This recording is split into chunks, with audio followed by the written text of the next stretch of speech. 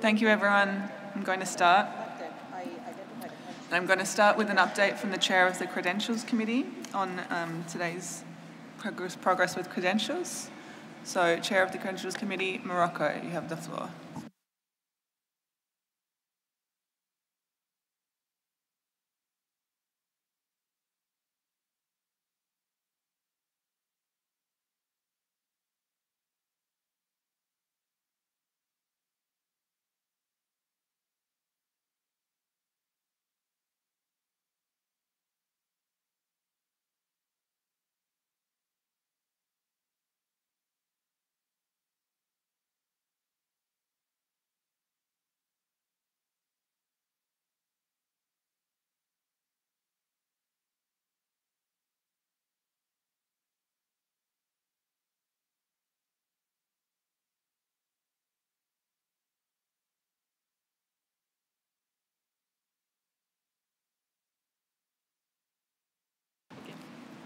Technicians, can you give Morocco the floor, please?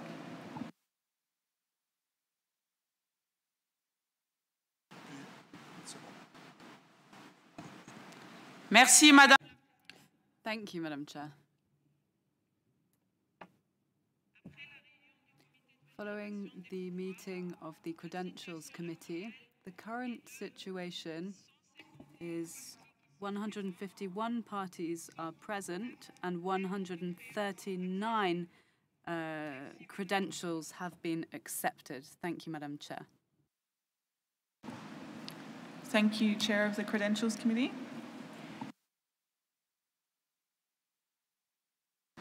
So we'll start this afternoon with CoP19 document 16, capacity building. This document has been submitted by the Standing Committee.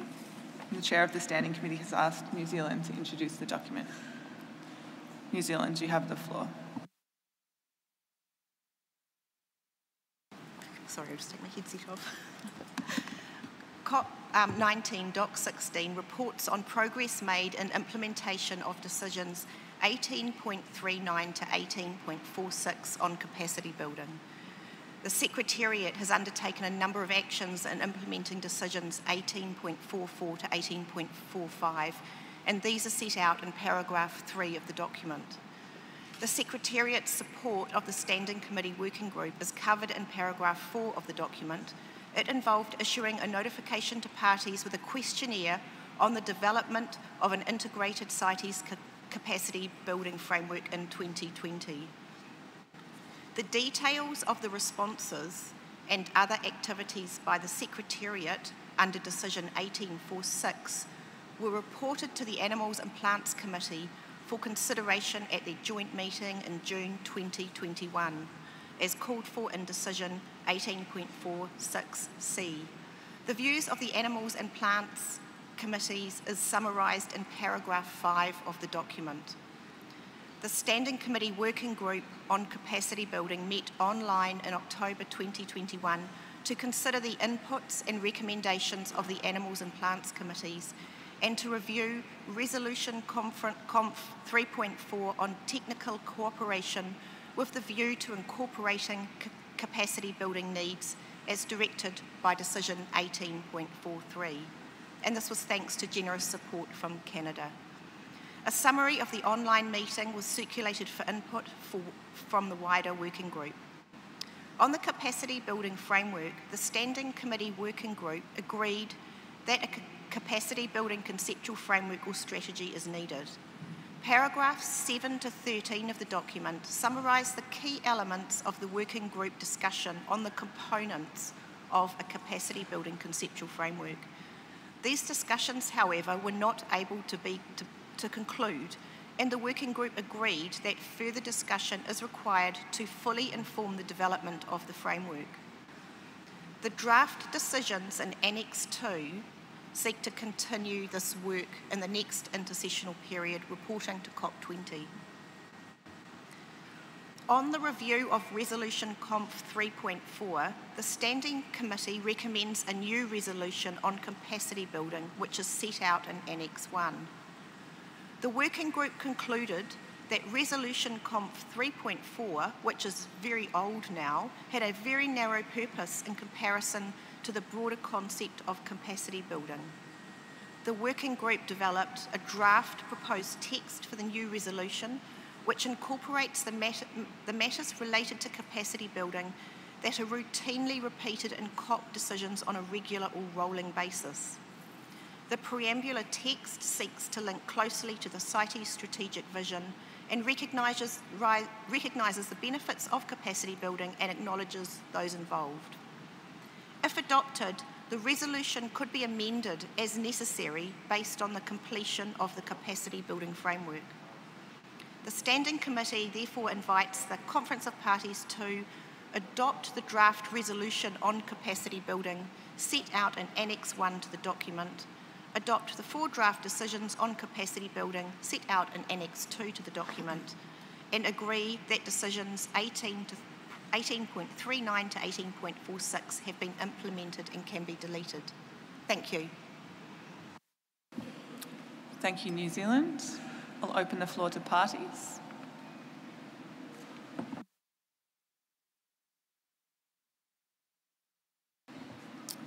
United States of America, you have the floor. Madam Chair, we appreciate the chance to participate in this working group and are grateful to New Zealand for its leadership.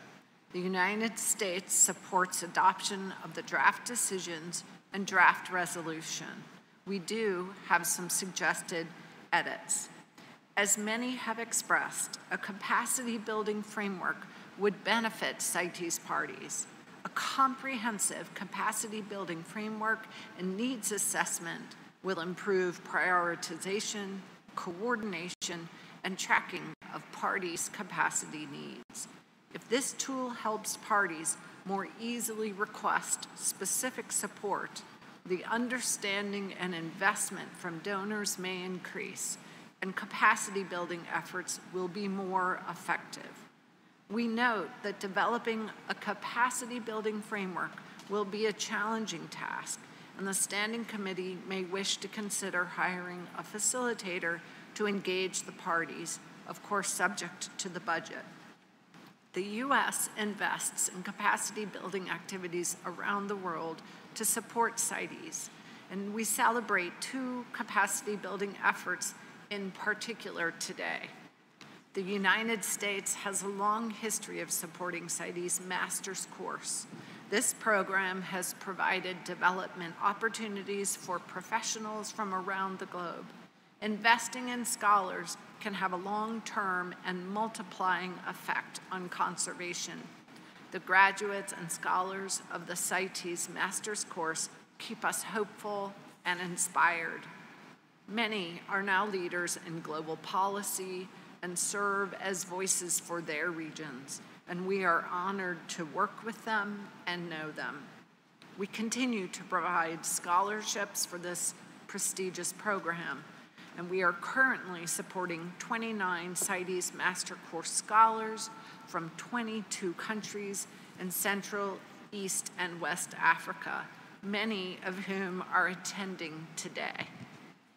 We also continue to support CITES capacity building in Southeast Asia and the Pacific Islands.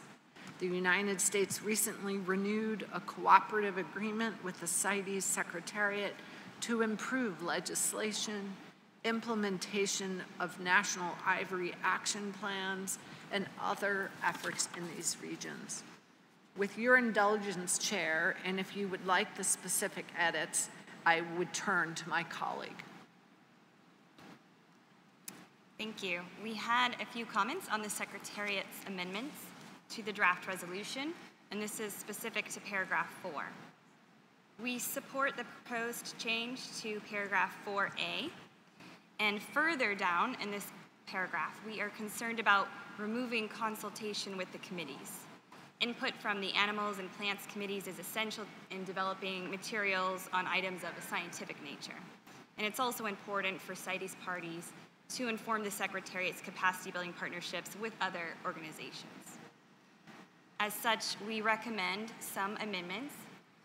Paragraph 4B of the resolution we would like to retain, quote, in consultation with the Standing Committee and with Animals and Plants Committees.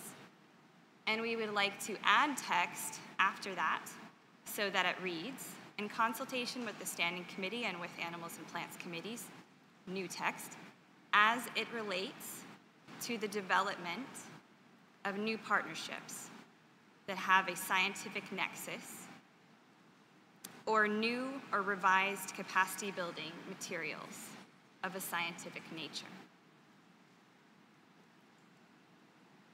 In paragraph 4D, we ask to retain the original text that reads in consultation with the Standing Committee and with Animals and Plants Committees.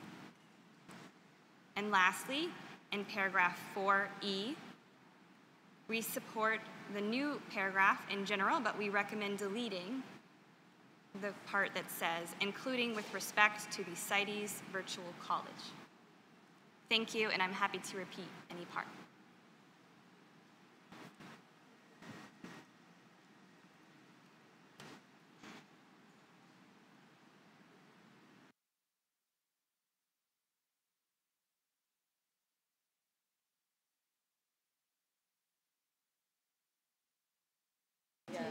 Thank you, United States. We might just have you read your new text in 4B after the retention of the reference to the Standing and Animals and Plants Committees. Your piece that starts with as it relates. Happy to do so. As it relates to the development of new partnerships that have a scientific nexus or new or revised capacity building materials of a scientific nature. Thank you. Thank you, United States. I see Togo. Togo, you have the floor. Merci beaucoup. Thank you very much. As this is the first time that my country is taking the floor, on behalf of Togo, I wish to thank you and I congratulate you on your appointment. I also would like to thank the host country for the warm welcome we've received, as well as the Secretariat. As regards document 16, Togo fully supports this initiative on capacity building. It's thanks to capacity building that today we're able to send our students to take part in the CITES master's course.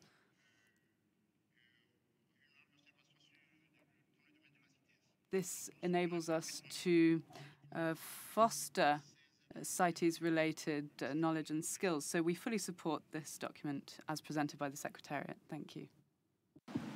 Thank you, Togo. I see Mexico, followed by the European Union, followed by Senegal. Gracias, señor. Thank you, Madam Chair. Mexico supports the draft decisions with the amendments proposed by the Secretariat, as well as the amendments of the Secretariat to the new resolution, with the exception of the change proposed in paragraph 4A. Mexico considers that any party should be able to request support for capacity building, although priority should be given to parties who are in the situations and mentioned in this document. Therefore, we would suggest adding language to the last part of paragraph 4A, amended by the Secretariat, so it would read as follows. And expressions of interest and direct needs of parties given priority to recently acceded parties, least developed countries, landlocked developing countries, and small island developing states. Thank you, Madam Chair. Mexico, I think we might ask you to read that again slowly and just to be clear exactly where you're suggesting we insert it. Sí, gracias. Yes, thank you. It would be in the Secretariat's comments in paragraph 4A, we would add giving priority to recently acceded parties, least developed countries, landlocked developing countries, and small island developing states.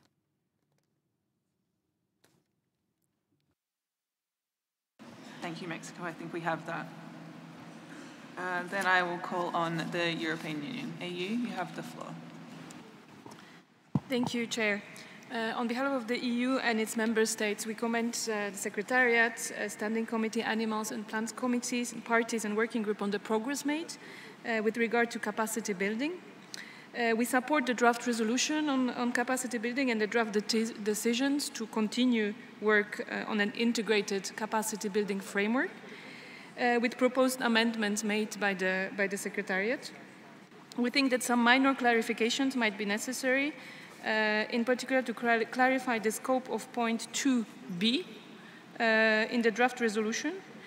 In particular, we would like to add relevant before bilateral and multilateral programs in order to avoid generalization.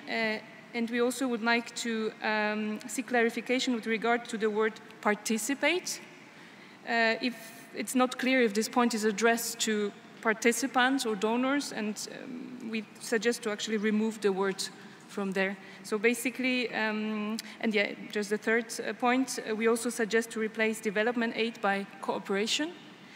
So the final version would therefore read, ensure the inclusion of capacity building, including targeted technical enforcement and compliance assistance in the relevant bilateral and multilateral cooperation programs.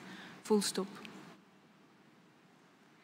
And just one minor point I just realized now, so in comments from the Secretariat, so the text proposed by the Secretariat, in point 4a, in the second line we talk about, so seek external funding and provide capacity building support to parties.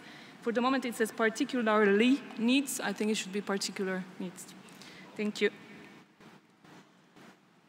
Thank you, European Union. Senegal, you have the floor. Thank you, Madam Chair. Senegal echoes other countries who have thanked the Secretariat for the work undertaken. Capacity building must be implemented. It's important for the effectiveness of the Convention. As representatives of West African countries, we wish to thank the United States, the Secretariat, and the International University of Andalusia, who have been providing capacity building for West African students since 2016. We are able, thanks to this, to ensure that our citizens can better understand the Convention. We must provide financial and human resource capacity building to ensure that states are supported in these efforts. If you look at the current situation, there are not necessarily enough resources to ensure capacity building. I was able to benefit from this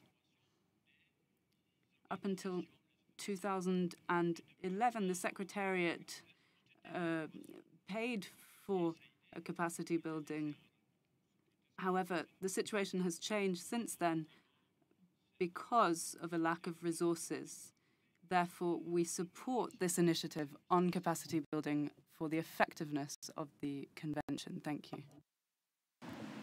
Thank you, Senegal. I will take the Democratic Republic of the Congo, followed by the Maldives. Merci. Thank you, Madam Chair, for giving me the floor. This is the first time my country has taken the floor in this committee. Allow me to congratulate you on your election, Madam.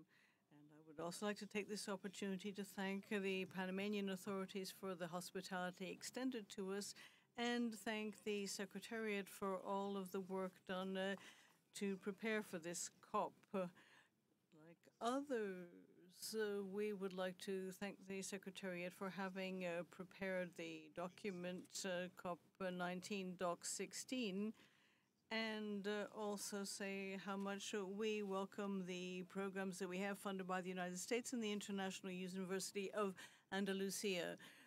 My country has benefited from the capacity building provided in the context of that program. We have sent a number of people for training, and I myself, in fact, have benefited from this capacity building program some years ago. I also would like to say that we support the drafted decision proposed as amended. There's just one point I would like to make. I would like capacity building to be coordinated by states rather than management authorities, because sometimes management authorities learn that some people have been sent to benefit from these programs without these people actually being involved in CITES. So I think it might be useful to make it very clear that there is a need for national coordination of the management authorities in order to ensure that capacity building is relevant. Thank you. Thank you, Democratic Republic of the Congo. I am seeing a lot of support. I'm going to close my parties list now, so I have 5 more parties. I do want to take some observers on this, so I will take the Maldives, followed by Benin. Thank you, Chair. As this is the first time that the Maldives is taking the floor at Committee 2, we would like to thank the government and people of Panama for the warm welcome and the exceptional hospitality. We would also like to congratulate you on your election as the chair of this committee. The Maldives recently ratified our national legislation on CITES. While this is a big achievement for the implementation of CITES in the Maldives, we are faced with numerous challenges which could benefit from capacity building efforts. Therefore, we welcome the draft resolution and draft decisions on capacity building with the amendments by the Secretariat. We support the development of an integrated capacity building framework aiming to guide parties, the Secretariat, and external partners, and we look forward to providing input as appropriate. As a small island developing state, the Maldives has special and diverse needs. We need technical, enforcement, and compliance assistance to effectively implement CITES in the Maldives. We have specific needs for our enforcement officers and in strengthening our permitting system. In addition to this, we would benefit from training and education programs on CITES as well. We will provide our specific capacity development needs to the Secretariat through direct expression of interest and any other means as described in paragraph 4A of the draft resolution in document 16 to enable the implementation of it as well as the draft decisions. Thank you, Madam Chair. Thank you, Maldives. Benin, you have the floor. Okay. Merci beaucoup. Thank you, Madam Chair. Benin supports the amendments proposed by the Secretariat to the draft decisions in document 16. We would also like to take this opportunity to thank the Secretariat, donors, and the University of Andalusia for the program, which has been of benefit to us. It provides us with one of the rare opportunities for people with CITES responsibilities in our countries being able to benefit from training. Thank you, Madam. Thank you, Niger. Benin. My next party is Niger, and I'm going to take Niger, followed by China, and then Cameroon, and that will close off the parties. Niger, you have the floor. Merci beaucoup. Thank you, Madam. I wanted to take this opportunity to thank USAID for the WABILEB program, which has been of great benefit to West Africa, and it has led to West African CITES master's graduates, including myself. Capacity building has been of great help to our states and has enabled us to ensure that we have our national CITES-related legislation, which is an innovation. We have also had the opportunity to develop a regional strategy to fight against wildlife crime. There was another point I wanted to add. There's a need to continue to train as many people as possible in this area. It would be helpful if others could follow the USAID example so that we have more and more trained people as we face major challenges in West Africa. Niger supports the proposed decision as amended by the Secretariat. Thank you. Thank you, Niger. China, you have the floor. Okay. Thank you, Chair. China thanks the Secretariat, the Chair of the Standing Committee Working Group, and the Plants and Animals Committee for its substantial input and pioneering work on this issue. China has received a lot of help in building capacity in coordination with all the parties and has made significant progress as we contribute to conserving the global biodiversity. This year marks the 40th anniversary of designating the Endangered Species Scientific Commission as China's CITES scientific authority. We have learned much over the decades and would like to share our expertise with other parties. After celebrating our extensive involvement in the work of the Commission, China's Scientific Authority plans to invite colleagues from other scientific bodies to carry out short-term collaborative research in Beijing as part of our talent exchange program for the CITES Scientific Authority, which is the TISA. And we have sent the concept document for the talent exchange programs to the Secretariat, and we are happy that it has been warmly received by the Secretariat, which has promised its commitment. We also hope to extend invitations to the colleagues as soon as possible after CoP19 to provide more capacity building opportunities, strengthen communications among scientific bodies, encourage scientific cooperation, and response to the Belt and Road Initiative and the framework of the UN's source cooperation. These initiatives, among others, serve to underscore China's firm commitment to conservation of species of flora and fauna. Madam Chair, you are warmly welcome, and thank you for your attention. Thank you, China.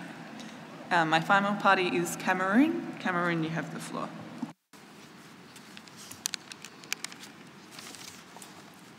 Merci, Madame la Présidente. Thank you, Madam, for giving me the floor. This is the first time that Cameroon has taken the floor in this meeting.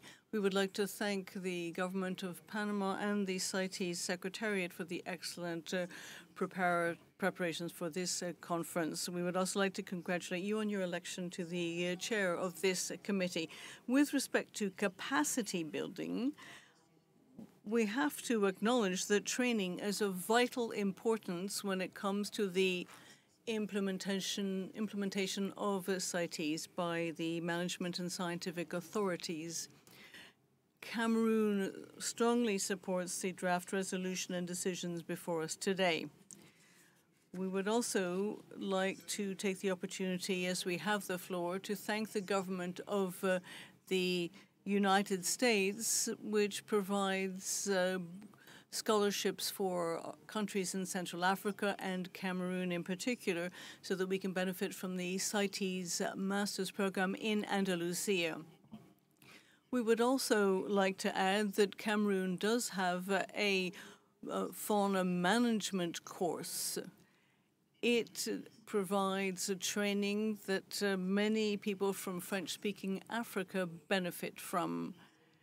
And I do feel that some graduates from that school are here among us.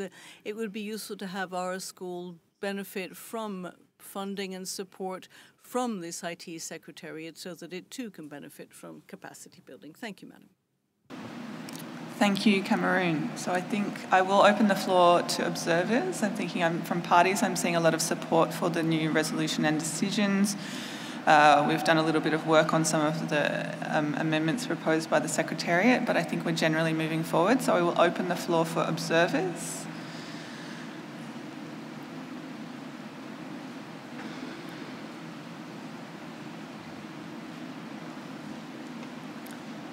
So we'll take the International University of Andalusia Master's course. You have the floor.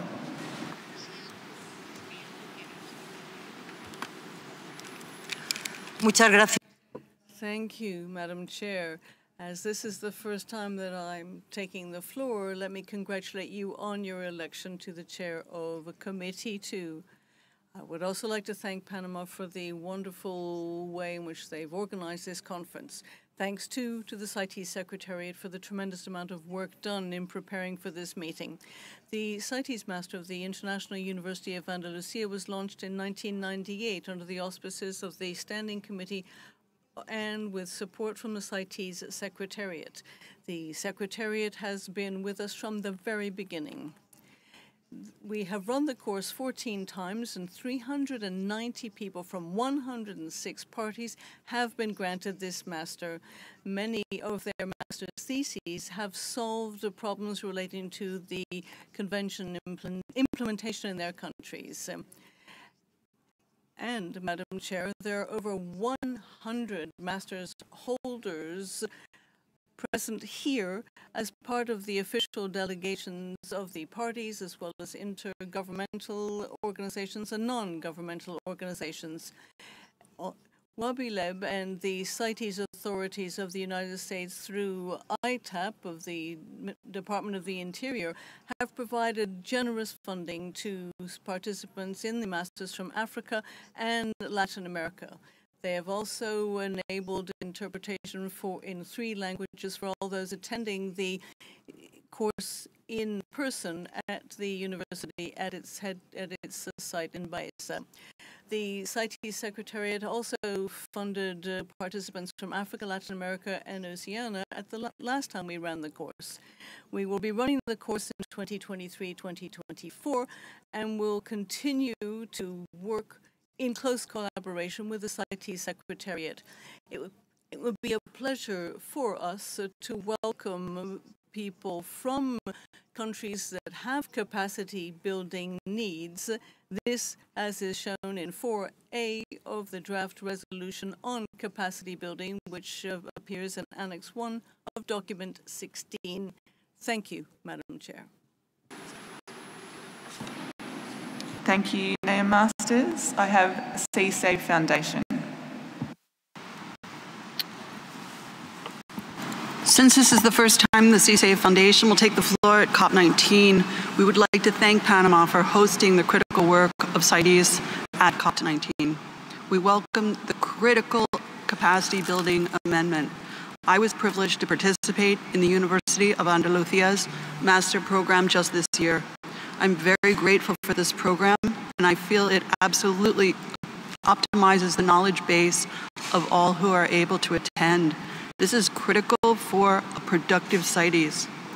The program also fosters the development of relationships, and this facilitates the ability of all of us to listen, understand, and embrace the position of others.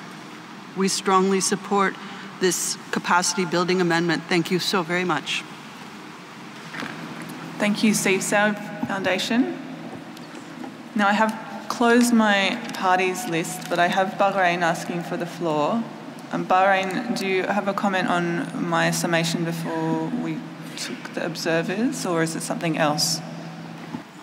Thank you, Chair. Would like to comment in the document. First of all, the Kingdom of Bahrain would like to thank the Standing Committee for this document. Bahrain would like to acknowledge the University of Andalusia and IFA organizations for their effort in capacity building in Bahrain. Along with that, I would like to mention that Bahrain introduced the CITES conventions and other biodiversity conventions in the curriculum of the University of Bahrain for the biology students. Thank you, Mr. Chair. Thank you, Bahrain. Just take one moment with the Secretariat to make sure we've got all of those changes, and I will come back to you shortly.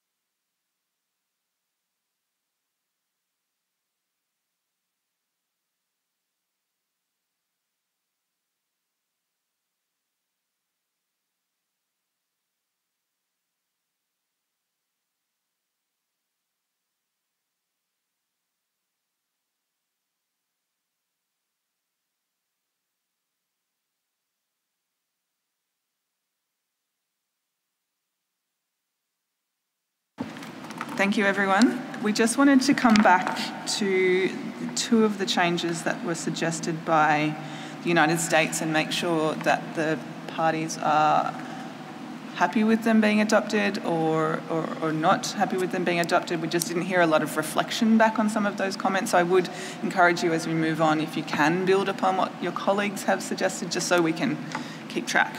So the first one I would like to hear just a few, not a long time, views on is the US's suggested addition to paragraph 4B, which is the addition of the text that starts with as it relates to the development of new partnerships. I hope we both captured that.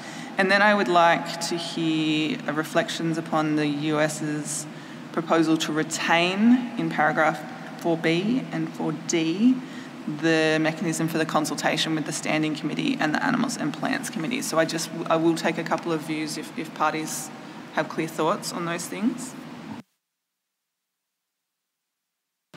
Mexico, thank you. You have the floor. Gracias. Thank you, Madam. Mexico would like to retain the text involving consultation with the committees. Thank you. Thank you, Mexico. That's very clear.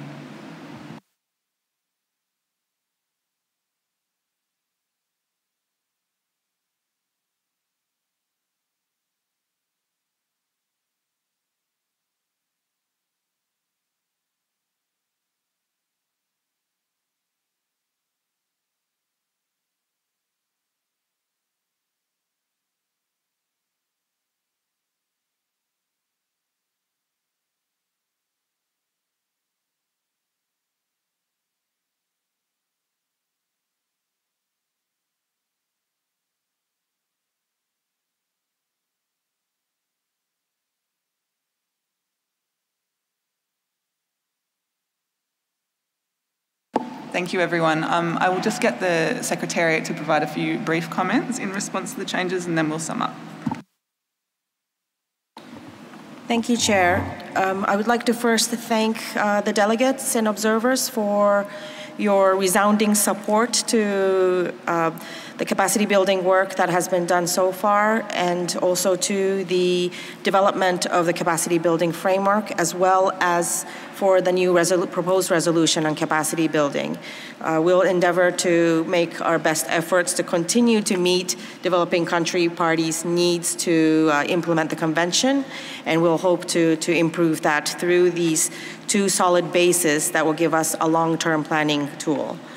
With regard to Chair's proposed a question regarding the paragraph 4B and 4D, especially regards to 4D, I would like to just explain the reason why the Secretariat had proposed to remove in consultation with the Standing Committee and with the Animals and Plants Committees, which was to make sure that the Secretariat is able to respond to developing country needs with developing these tools in a more agile and quick manner, rather than having to every time respond and then respond to inputs made by the Standing Committee and the Animals and Plants Committees.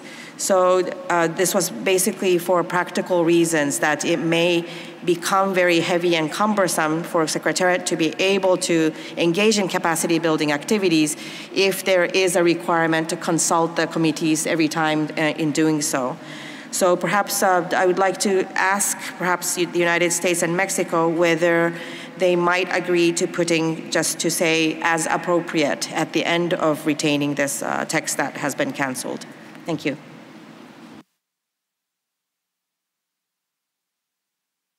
I will take nods and thumbs up if that works. Thumbs up from the US. Mexico, thumbs up. Thank you. So concluding our discussion, we are asked to make recommendations regarding the draft resolution on capacity building, the draft, so that's in Annex 1, the draft decisions on capacity building set out in Annex 2, and delete some decisions. So my proposal is that the committee recommends that the COP adopt the draft decision in Annex 1 as amended by the Secretariat, with the additional amendments in paragraph 2B as proposed by the EU. Amendments proposed in paragraph 4 by Mexico and the United States. In our discussion, that we adopt the draft decisions on capacity building in Annex 2, and I would propose that we agree that decisions 1839 through 1846 have been implemented and can be deleted. Thank you, everyone.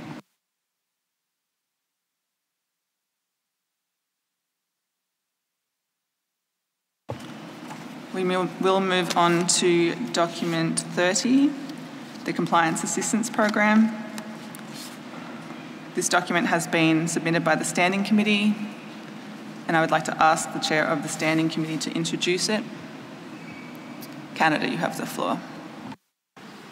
Thank you, Chair. So we are looking at CoP19 Doc 30, which was submitted by the Standing Committee on the Compliance Assistance Program. And this was in response to decisions 18.68 to 18.70. So the Standing Committee at its 74th meeting heard the report of the Secretariat, who noted that thanks to the financial support provided by the European Union and Switzerland, it had established a compliance assistance program. The Standing Committee noted the information on the design of assistance programs to eligible parties and agreed to submit to COP19 amendments to Resolution COP 14.3 Rev COP 18 on CITES compliance procedures, which are contained in Annex 1 of the document. The committee further agreed to submit draft decisions to COP19, which will replace decisions 18.68 to 18.70, and these are found in Annex 2 of the current document. I'll also draw the attention of the room to the additional information provided on cooperation with the University of Andalusia, found in paragraphs 6 and 7 of the report. And the Secretariat had additionally reported to the Standing Committee on meetings and consultations with the GEF and the Global Wildlife Program, and information on this is found in paragraph 8 and 9 of the document. So our recommendations to the Conference of the Parties is to adopt the amendments to Resolution COP 14.3 on CITES compliance procedures contained in Annex 1 to the present document, which reflect the creation of a compliance assistance program, to adopt the draft decisions on the implementation of the compliance assistance program contained in Annex 2 to the present document, and to delete decisions 18.68, 18.69, and 18.70. Thank you, Chair. Thank you, Chair of the Standing Committee. I'll open the floor for parties.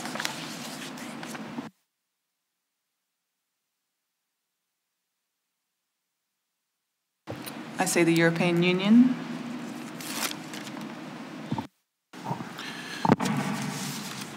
Thank you, Madam Chair. On behalf of the EU and its member states, we would like to thank the Standing Committee for the preparation of this document.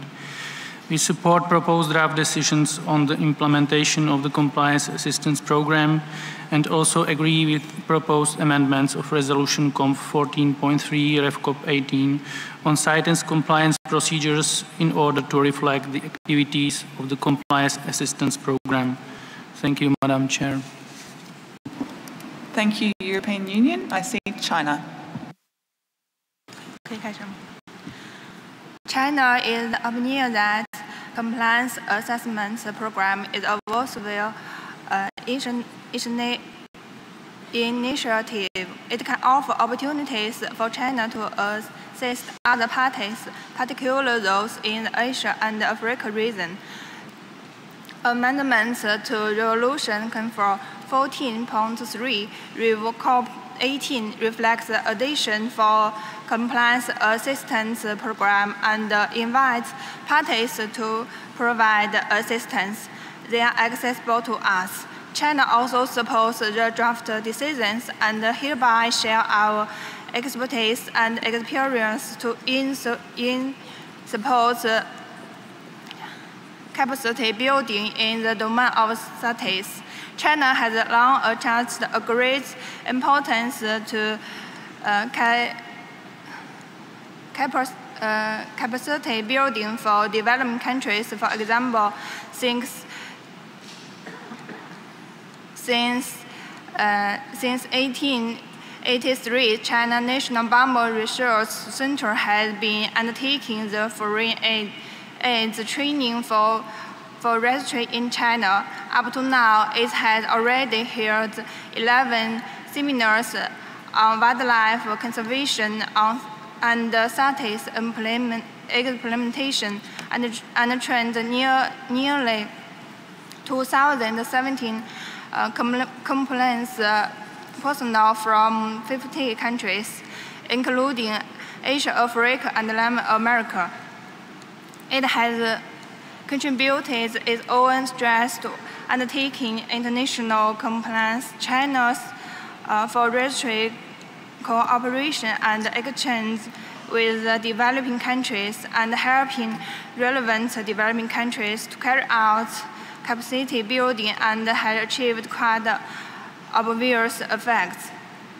In conclusion, China supports all the recommendations in this document and stand ready to offer our support to collaboration with all the parties and select results. Thank you, Madam Chair. Thank you, China. I see Senegal. Senegal, you have the floor. Thank you, Madam. Senegal would like to take this opportunity to say that they support this document for a number of reasons. Now, remember that we have a number of species listed, but it's one thing to list them, it's another to actually act on those listing, and a number of parties don't actually have the resources that allow them to actually act. So what happens? We have Appendix 2 listed species that are still harvested and end up in the very unfortunate situation of being Appendix 1 listed. So we have donors who could really help by providing lots of support through this program, because it would help us ensuring that these appendices actually lead to action. We have a number of species that are listed in the appendices, but there are not enough resources to actually ensure that enough is done to protect these listed species. A number of work has been done thanks to partners that we have through CITES, and we've been able to implement measures, but we need to have a consistent approach to this, because otherwise you have appendices listed in Appendix 2 until things are so bad they're Appendix 1 listed, which is a catastrophe. So we have to ensure that there is assistance provided so that we are in a position to deal with the situation that gets species listed in the appendices. It is very useful, therefore, to have a compliance assistance program made available to states. Thank you. Thank you, Senegal. I see Togo. Okay, wait.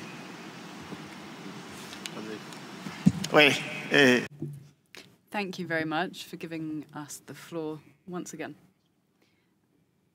to speak on this document.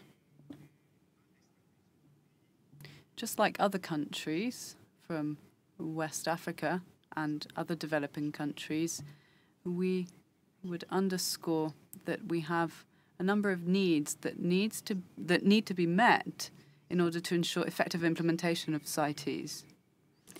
This is why Togo supports this document on the Compliance Assistance Programme, echoing the views of our colleagues from Senegal. Thank you. Thank you, Togo. I see the Democratic Republic of the Congo. Merci. Thank you, Madam Chair, for giving me the floor.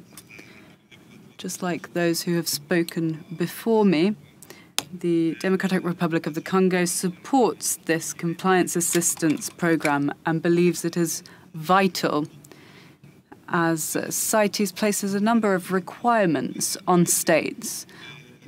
Although states have a number of different priorities, therefore it's very difficult in some cases to focus on the needs of CITES.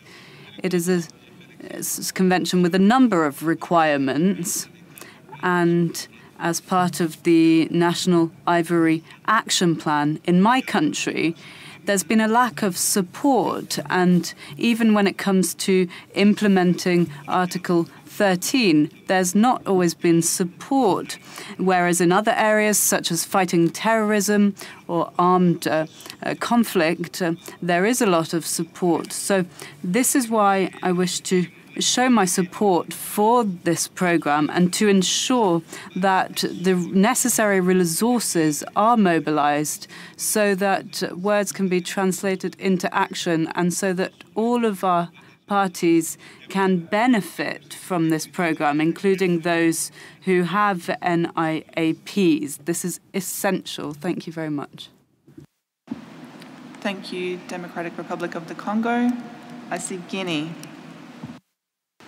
Merci, Madame. Thank you, Madam Chair.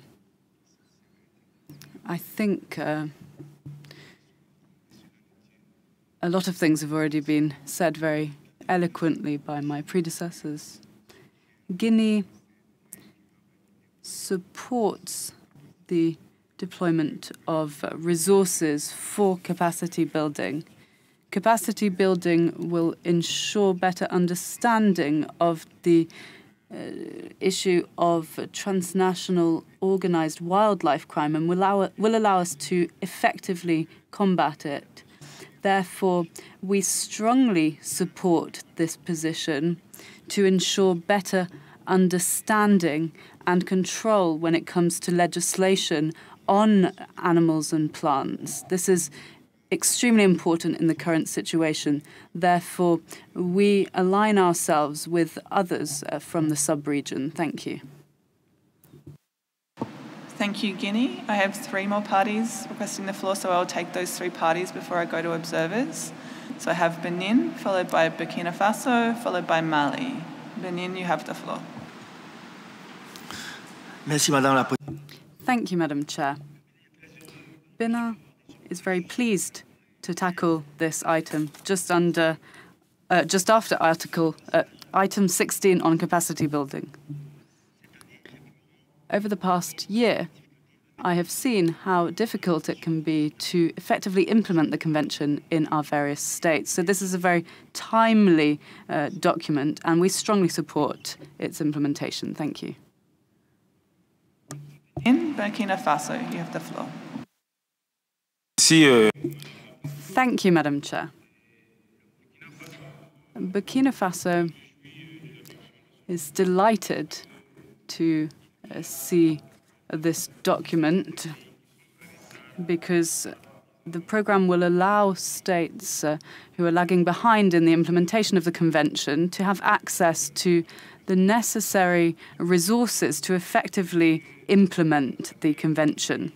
Now, in some of our countries, and particularly in West African countries, there is an unstable staffing of management authorities. And this means that it's difficult to implement provisions of the convention at national level. Therefore, we welcome this document, and in line with what other countries have already stated, we strongly support this document. Thank you. Thank you. I've had 2 more parties add their name to the list, so I'm closing my list with 3 more speakers. To be clear, I do want to give these parties the opportunity to speak, but we do need to keep moving. So I have Mali. I've called for Mali. I will take Gabon, and I will take Nigeria, and then we will hear from observers. So Mali, you have the floor. Merci, Madame. Thank Thank you, Madam Chair, for giving me the floor. Mali strongly supports this programme. Those who have followed discussions on the 13th of November have understood that support is essential for parties to implement the convention, and for this we need training. We need support programs for those states, and therefore Mali strongly supports this decision. Thank you. Thank you, Mali, and I do appreciate everyone keeping their interventions brief. Gabon, you have the floor. Merci, Madame. Thank you, Madam Chair. Gabon strongly supports this document on the Compliance Assistance Programme, which is a vital aspect when it comes to the implementation of the Convention, as many of the previous speakers have highlighted on numerous occasions. We thank the Standing Committee for submitting this document. Given the importance of this document, Gabon strongly recommends that the number of beneficiary countries set out in Annex 3 should be increased if this is possible. Here we have a proposal for 6 countries or 2 sub-regions. CITES has a number of states parties who would benefit from compliance assistance programs, and therefore we suggest that we increase the number of potential beneficiaries. Thank you. Thank you, Gabon. I think we note your suggestion, and I will take Nigeria. Thank you, Madam Chair, for giving me the floor.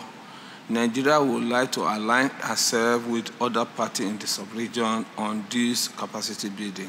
So Nigeria is strongly support. Thank you, Madam Chair. Thank you, Nigeria. I would like to open the floor for some observers, for brief interventions from observers.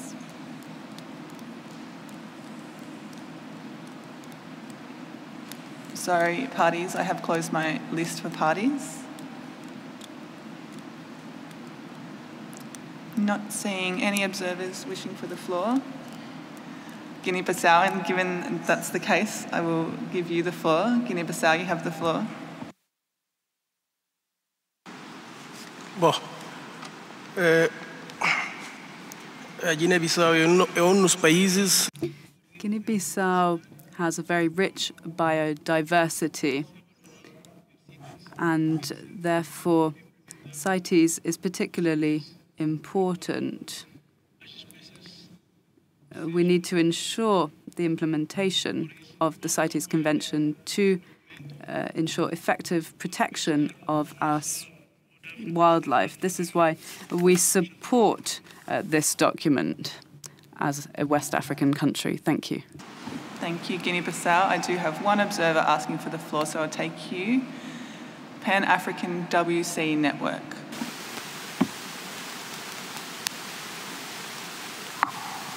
Merci. Thank you, Madam Chair. This is the first time our network is taking the floor. We've just highlighted issues relating to training and support. In Africa, in several regions, there is increasing insecurity, and we're losing a number of officials on the ground. When it comes to training, I believe that it's a good opportunity to teach these officials who are working on the ground day and night and do not necessarily know how to protect themselves, They know how to protect animals, but unfortunately, they are not necessarily aware of how to protect themselves. So perhaps we could review the training programs to ensure that when they are sent out into the field, they are fully aware of how to protect themselves before protecting animals. I unfortunately lost a young nephew just this year. I'm from Benin, and we lost 7 of our officials because they had not been taught how to protect themselves effectively. This is a reality on the ground in almost every region of Africa. Insecurity is growing in our protected areas. So I think that this dimension, even if we could give it 10 hours worth of attention in training curricula, would be particularly important. Perhaps the Secretariat could look at how to integrate these issues into a purely training program, a purely technical training programs. Thank you, Madam Chair. Thank you. So I think we've heard complete support with the document. So I will just take one moment and come back to you with our decisions.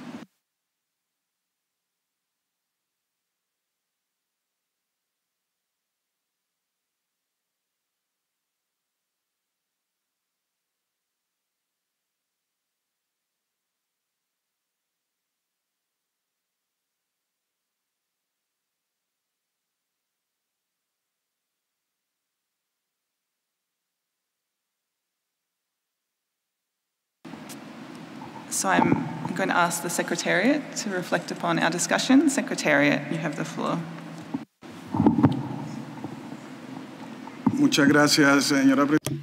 Thank you very much, Madam Chair. The Secretariat wishes to take this opportunity to thank the European Union, Switzerland, and the United States for the generous financial and technical support to this program. We also wish to congratulate the over 100 graduates from the CITES Masters taking part in this meeting and who contribute to helping states to implement the provisions of this convention. We also wish to congratulate Madams Margarita Clemente and Mercedes Nudes for their commendable work undertaken over the past 20 years in training and providing capacity building for members of the CITES community. We're very grateful to them.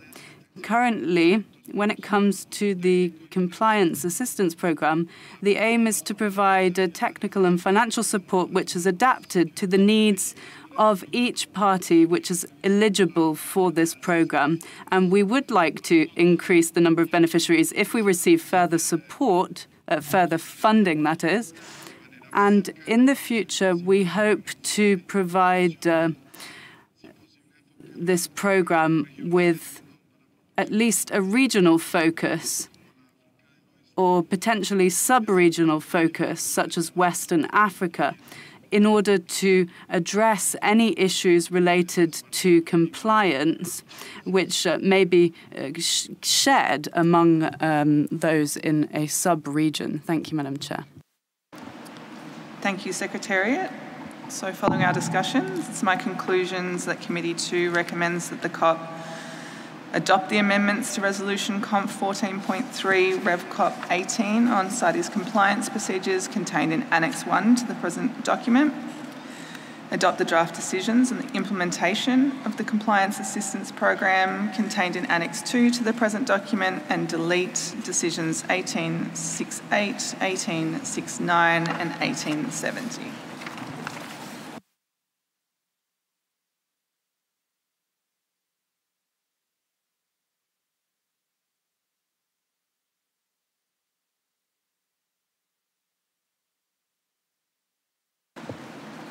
We'll move on to COP19 document 31, countrywide significant trade reviews. This document has been submitted by the Standing Committee and incorporates draft decisions proposed by the chairs of the Animals and Plants Committees, and I believe the chair of the Animals Committee will introduce the document. Switzerland, you have the floor. Thank you, Chair. As you said, I present this document on behalf of the Standing Committee. At COP18, the Conference of the Parties adopted decisions 1871 and 1873 on country-wide significant trade reviews. The Secretariat was tasked to provide advice as to whether the scientific and management issues identified in the country-wide review of significant trade for Madagascar can be integrated into other existing CITES mechanisms or program activities, including capacity building activities in the proposed compliance assistance program, or whether a new mechanism should be developed to provide targeted support to parties at the national level. It was also tasked to determine how parties might qualify or apply for support under a countrywide review, under existing mechanisms or any new mechanism. And finally, also to provide a report on these matters to Animals Committee, Plants Committee and Standing Committee. The three committees should review the report and make recommendations as appropriate to COP19 for any further work. At COP18, parties also adopted decisions 1839 to 1846 on capacity building and decisions 1868 to 1870 on the compliance assistance program, which are presented in Annexes 2 and 3 to this document, respectively. There is interdependence and complementarity among the three sets of decisions on countrywide significant trade review, capacity building, and the compliance assistance program, and the three issues might have to be dealt with in parallel. However, due to the COVID-19 pandemic, only one online meeting of the scientific committees could be held, and the work as envisaged could not fully be completed. In light of the interdependence and complementarity with the work on the CAP and capacity building, the Animals and Plants Committees agreed at AC 31, PC 25 that it was premature for them to evaluate whether the scientific and management issues identified in the countrywide review of significant trade for Madagascar could be addressed through the CAP, or whether a new mechanism should be developed to provide targeted support to parties in relation to the review of significant trade at the national level. At SC 74, the Standing Committee considered the report by the Secretariat on the implementation of Decision 1871 and 1872 in document SC 74 Doc 31, which presented a review of existing CITES mechanisms and program activities, including the compliance assistance program and the ongoing work on capacity building. The chair of the Animals Committee, speaking on behalf of the Animals and Plants Committees, noted that the CAP could not fully replace a dedicated countrywide review of significant trade process, and suggested that further time be taken to consider whether a new mechanism for targeted support to parties at the national level should be developed. The Standing Committee agreed with the Animals and Plants Committees and tasked them, in collaboration with the Secretariat, to propose draft decision to the COP to continue this work. The chairs of the Animals and Plants Committee therefore propose in Annex 1 to the present document draft decisions for adoption at COP19. Thank you, Chair. Thank you, Chair of the Animals Committee. I'll open the floor for parties.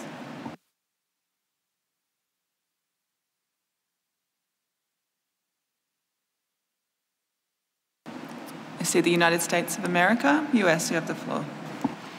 Thank you, Madam Chair.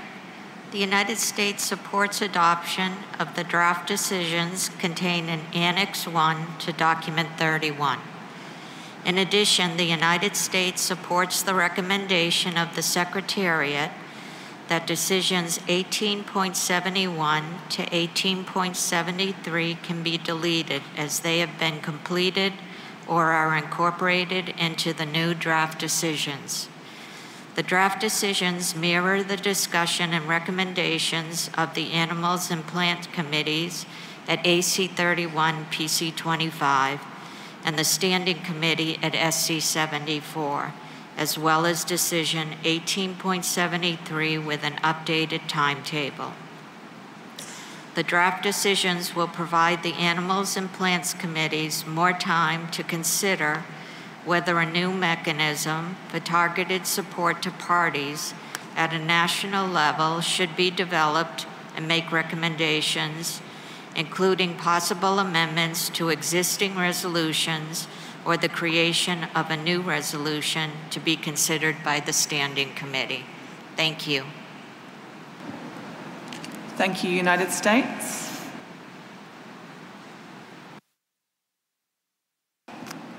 I'm not seeing any other requests for the floor from parties.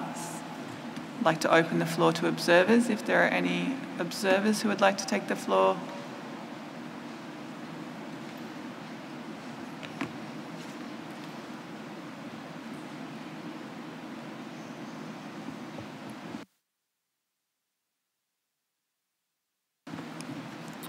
Okay, not seeing any other requests for the floor. It's my conclusion that the committee recommends that the Conference of the Parties adopts the draft decisions contained in Annex 1 to the present document, and as the US has picked up, also recommends the deletion of decisions 18.71 to 18.73 as they have been deleted or incorporated into the new decisions. Thank you.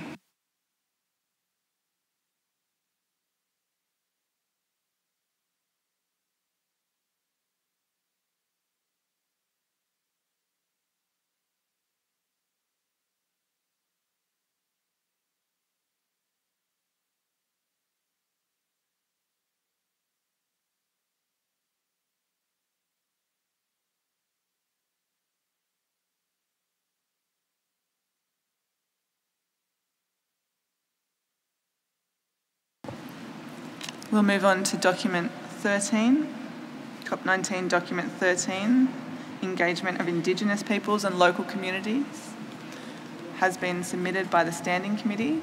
I believe the Standing Committee Chair has asked Kenya to introduce the document.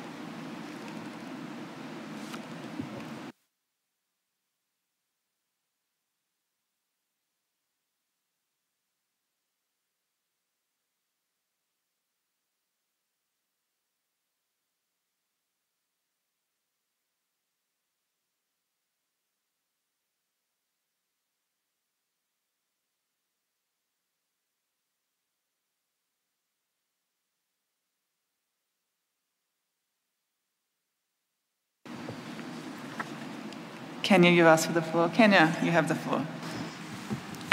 Thank you, Madam Chair. This document has been submitted by the Standing Committee. Madam Chair, at its 18th meeting, the Conference of Parties adopted Decision 17.57 as revised in COP18, 18.31 and 18.34 on engagement of Indigenous peoples and local communities as follows. That the Standing Committee was to examine the terminology used in different resolutions and decisions when referring to Indigenous peoples, local communities, or rural communities, and B, make recommendation to the 19th meeting of the Conference of the Parties on whether there is need for consistencies of terminology across these resolutions.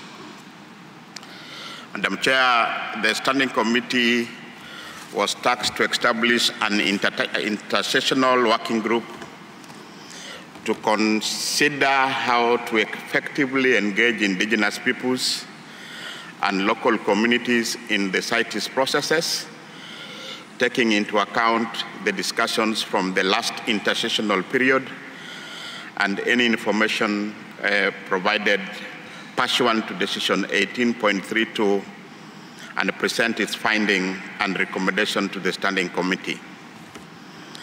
And when establishing this intersessional working group, endeavor to achieve regional balance of parties and observers and give special consideration to participation of representatives of indigenous peoples and local communities.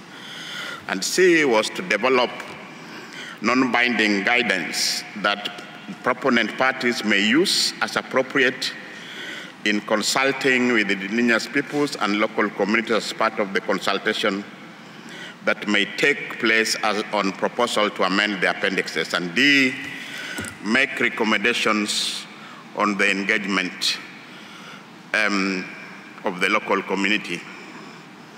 There was a directive to the Secretariat, and it's contained in 18.32, Chair. And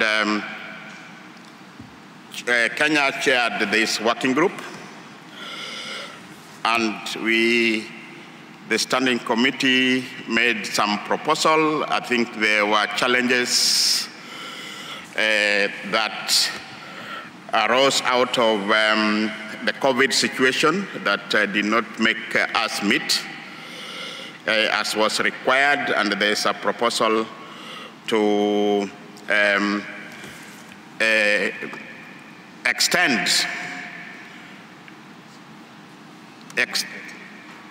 extend the mandate of the working group.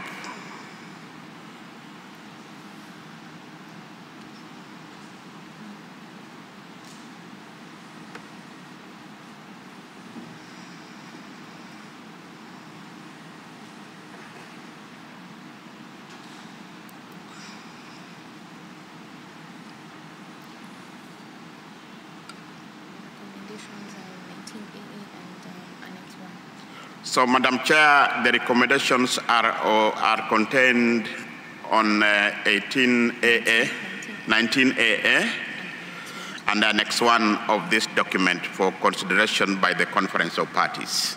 I submit. Thank you, Kenya. I'll open the floor for parties. And I see the Democratic Republic of the Congo. Merci, Madame.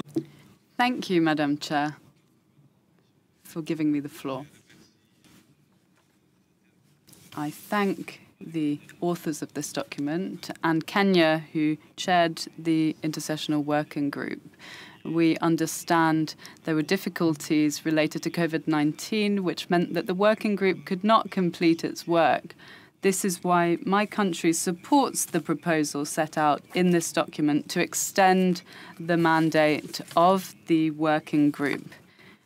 And we shall be participating in that working group to ensure that the work is completed. Thank you. Thank you. I see China. Thank you, Madam Chair. Engagement of the indigenous people and the local communities has been 6 years since it was first raised in 2016 at CoP19, and regrettably, progress has been quite slow. China considers the rights and the needs of local people are important elements in addressing conservation problems and delivering sustainable outcomes. The experiences of other organizations and MEAs are valuable and show various ways by which the views of IPLCs can be integrated into decision-making processes. Madam Chair, we believe it is time to speed up the processes in CITES. China supports all three revised draft decisions in Annex 1 to CoP19 Doc 13 and recommends they be adopted. Thank you, Madam Chair. Thank you, China. I see Suriname. Thank you, Madam Chair. As this is the first time that Suriname has taken the floor, I would like to congratulate you with this chairing this committee, and I'd like to thank the hosting country, Panama, and its people. In regards to this document, so in Suriname, we not only have indigenous community, we also have tribal community. So we suggest to include or to consider to include within the terminology indigenous community, tribal, and local community in the document. Thank you. Thank you, Suriname. I see Canada. Thank you, Chair. Canada is pleased to intervene on this important document and set of proposed decisions. Canada regrets the circumstances of the previous intercessional period, notably the COVID-19 pandemic, have impeded the ability of the Standing Committee to significantly advance their consideration of the engagement of Indigenous peoples as well as local communities. For this reason, Canada supports the renewal of the decisions taken at CITES CoP18 as found in Annex 1 of the current document. Canada can also support the additional decision directed to parties as proposed by the Secretariat in their comments. Canada feels the Convention can only benefit from the enhanced engagement of Indigenous peoples and communities closely associated with the conservation, sustainable use, and management of wildlife species. It is, in our view, essential that we, as parties, consider what mechanisms and opportunities exist or should be created to support the engagement of Indigenous peoples in CITES decision-making processes. Such a discussion in the Standing Committee can, for example, consider the barriers that might exist to such engagement, such as the lack of resources, and how such barriers might be overcome. The committee can additionally consider issues such as the role and particular rights of Indigenous peoples in the implementation of CITES and draw lessons from the experience of other multilateral agreements and international fora. Canada looks forward to actively participating in the future discussions within the Standing Committee. Thank you, Chair. Thank you, Canada. I see Botswana.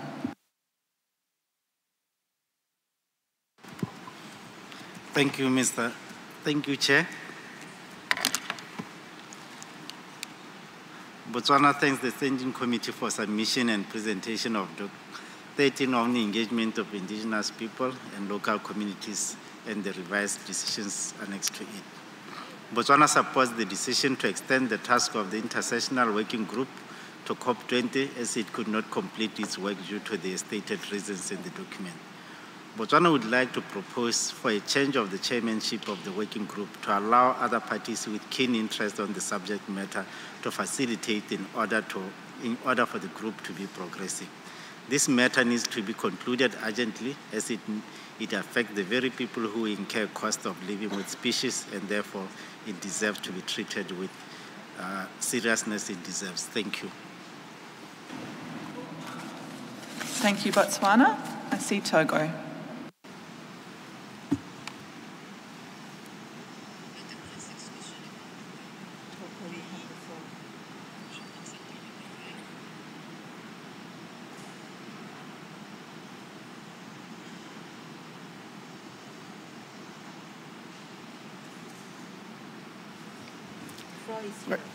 Alors, merci beaucoup. Thank you, Madam. I do apologize. I hadn't realized you'd given me the floor. Thank you, Madam, for giving me the floor. We support the extension of the working group's mandate on the engagement of Indigenous peoples and local communities. We also support or would agree with those who've already taken the floor on this matter and who support there being good regional distribution and observer involvement in order to ensure that all stakeholders have the observer status. This working group should look at the terminology used in international law. We further consider that any discussion of IPLCs should also take place nationally in keeping with Resolution Conf 16.6, in keeping with livelihoods and the relevant decision. The Secretariat has made a proposal with respect to 19AA in order to involve IPLCs in international CITES processes. Does not seem to be necessary, really. All interested parties are in a position to participate in CITES by taking on observer status. Thank you. Thank you, Togo. Now, you've made a point that I was just about to make, in that I would really like to hear from some local communities and the observers. So I'm going to close my party list now with the parties that have already pressed their button, and then I will go to observers. So I will take party interventions from the United Kingdom, Zambia and Uganda, and then I will come back with the rest of my list. Thank you.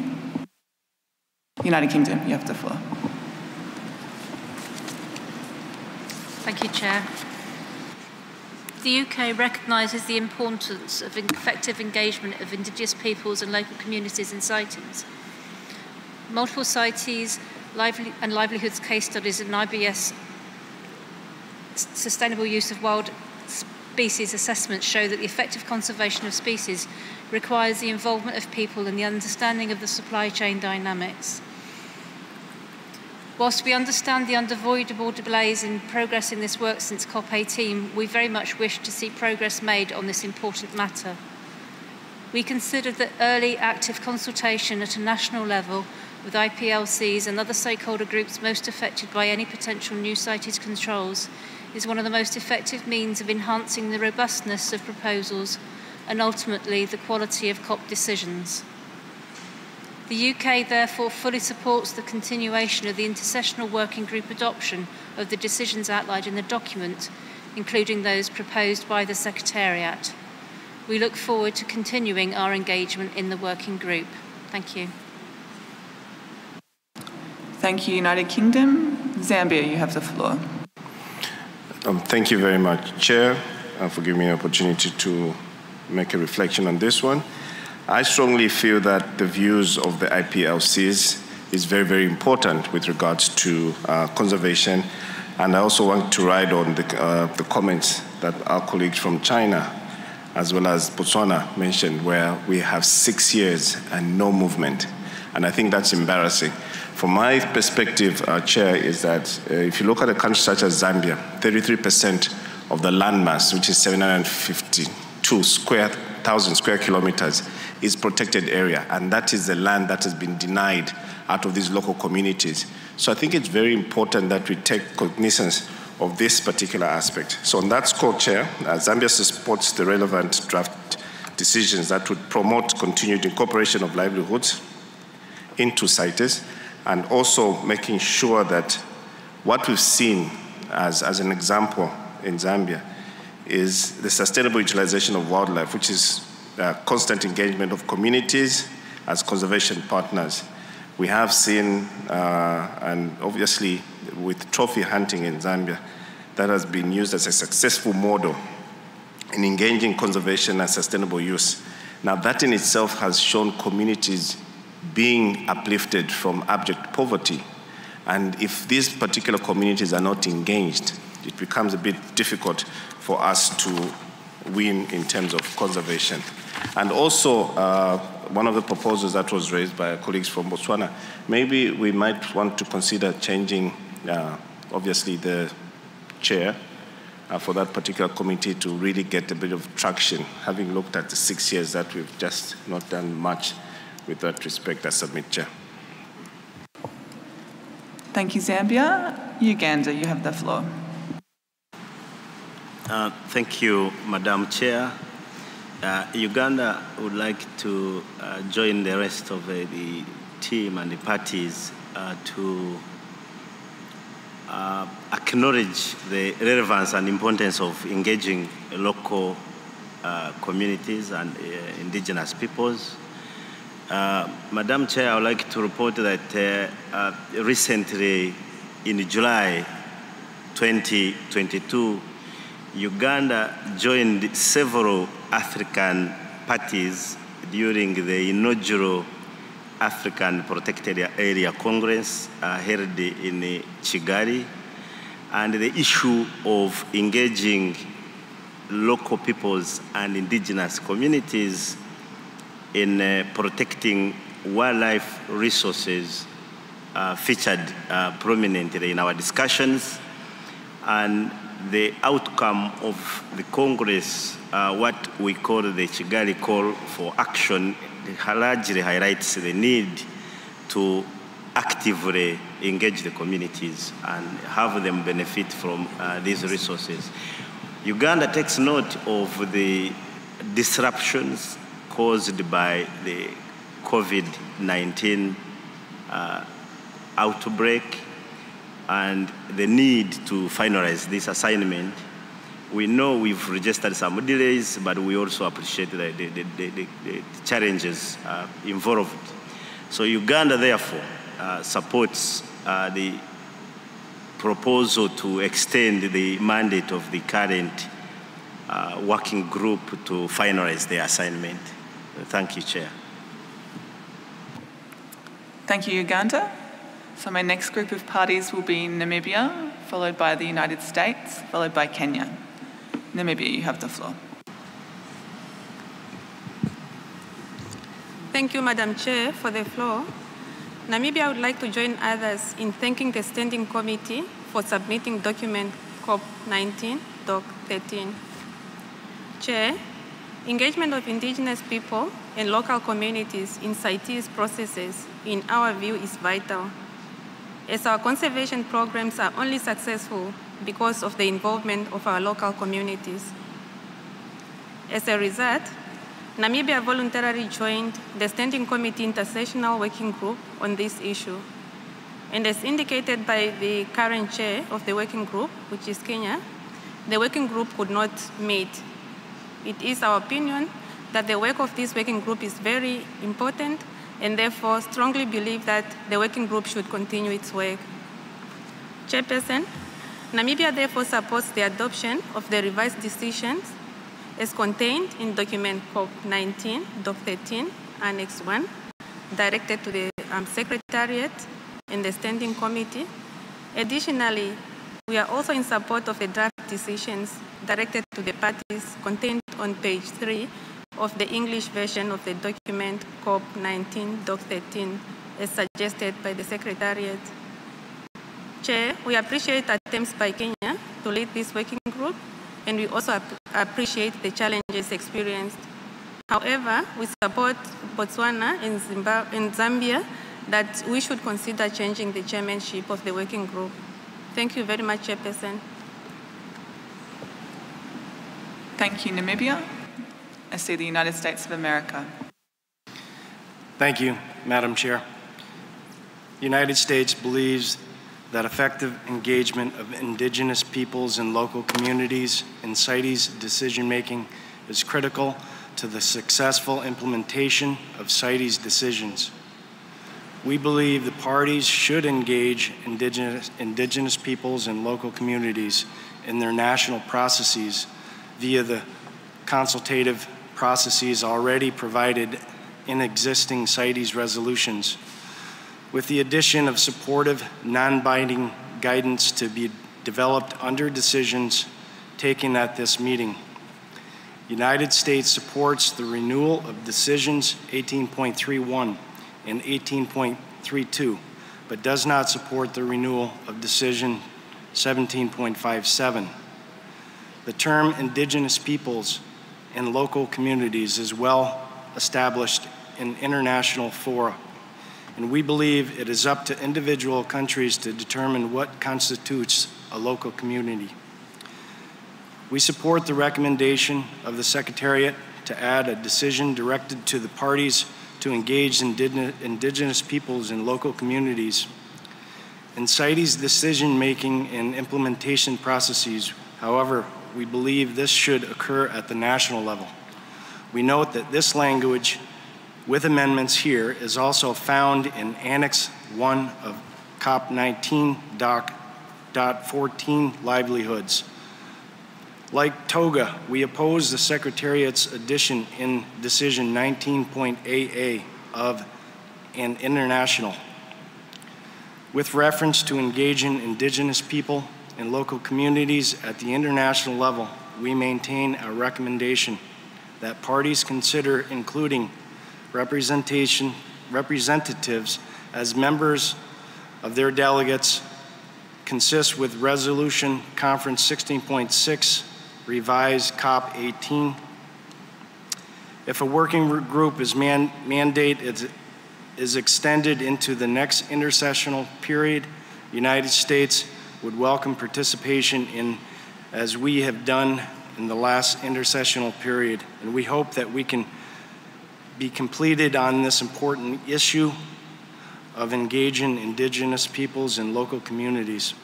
Thank you, Madam Chair. Madam Chair.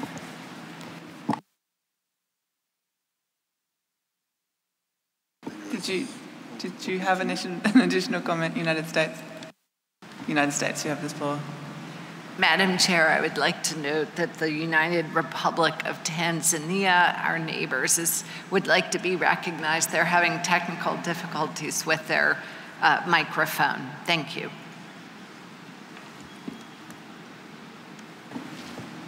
Thank you, Tanzania. I think the technicians are aware of your issues. We'll see what we can do. Thanks.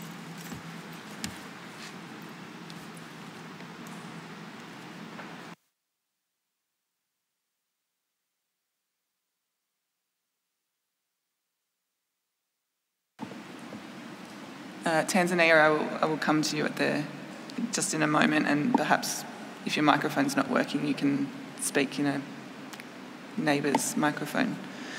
So the next on my list is Kenya, followed by New Zealand. Kenya, you have the floor. Thank you, Madam Chair. Madam Chair, Kenya do support the extension of the mandate of the intersessional working group. And Madam Chair, just like US, we think engagement of Indigenous people and local communities in CITES decision-making and implementation process will be key at national level to better achieve the objectives of the convention, because it goes just beyond sustainable use. Madam Chair, we therefore do not agree with just like US, with the proposed addition of the word international in the decision 19.AA. Madam Chair, we did our best based on the best circumstances as a chair of this working group.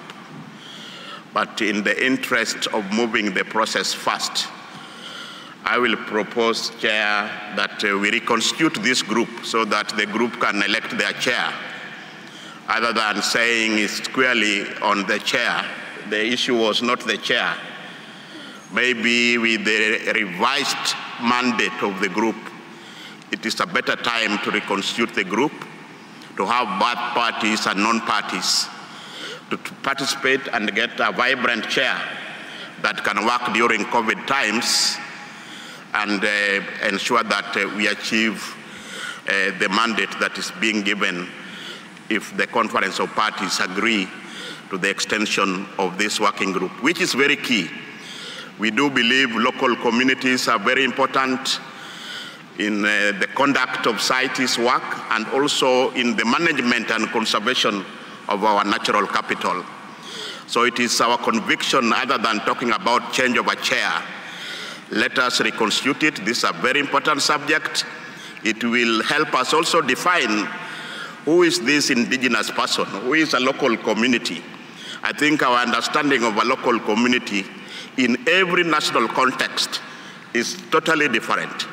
So I think this is a very important group, and Madam Chair, our proposal is not just to change a chair, but reconstitute the group so that they can proceed with the mandate, and we happily relinquish that chairmanship, Chair. Thank you. Thank you, Kenya. New Zealand, you have the floor.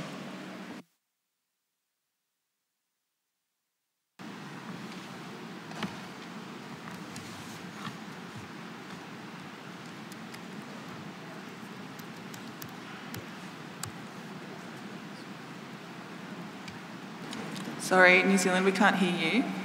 Technicians.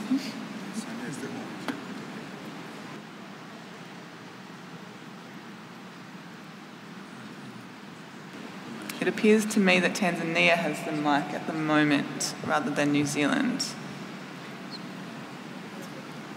And I can see that Tanzania's mic is on.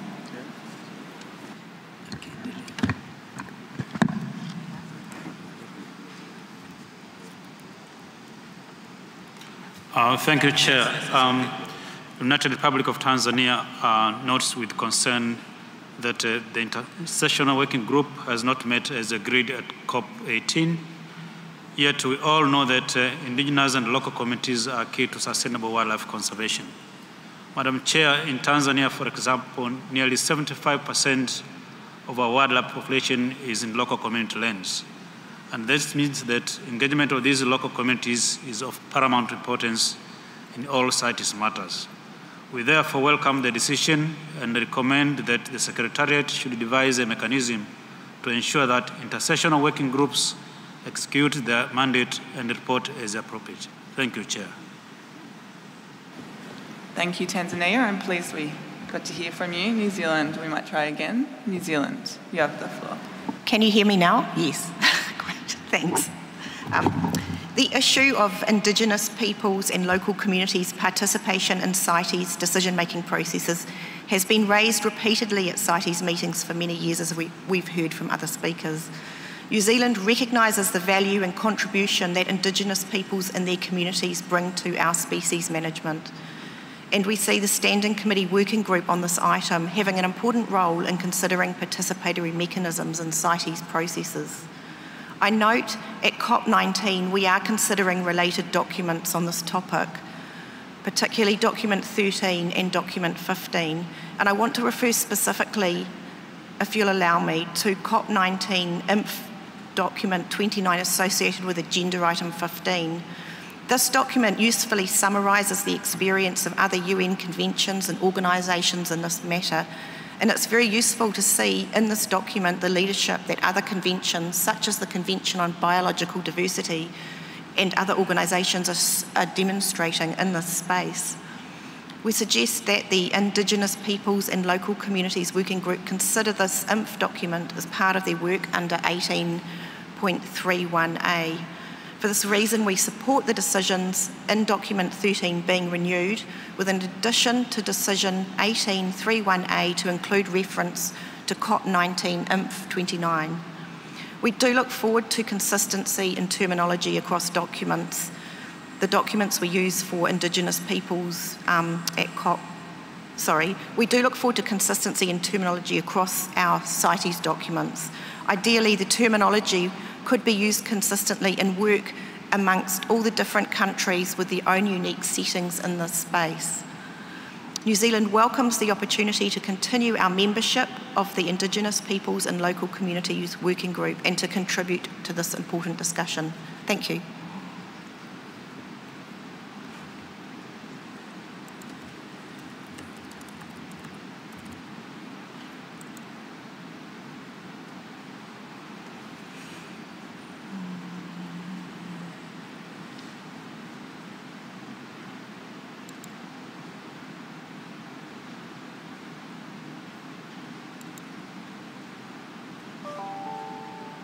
Okay, I will take my last two parties before I turn to observers. I will take Gabon, followed by Switzerland.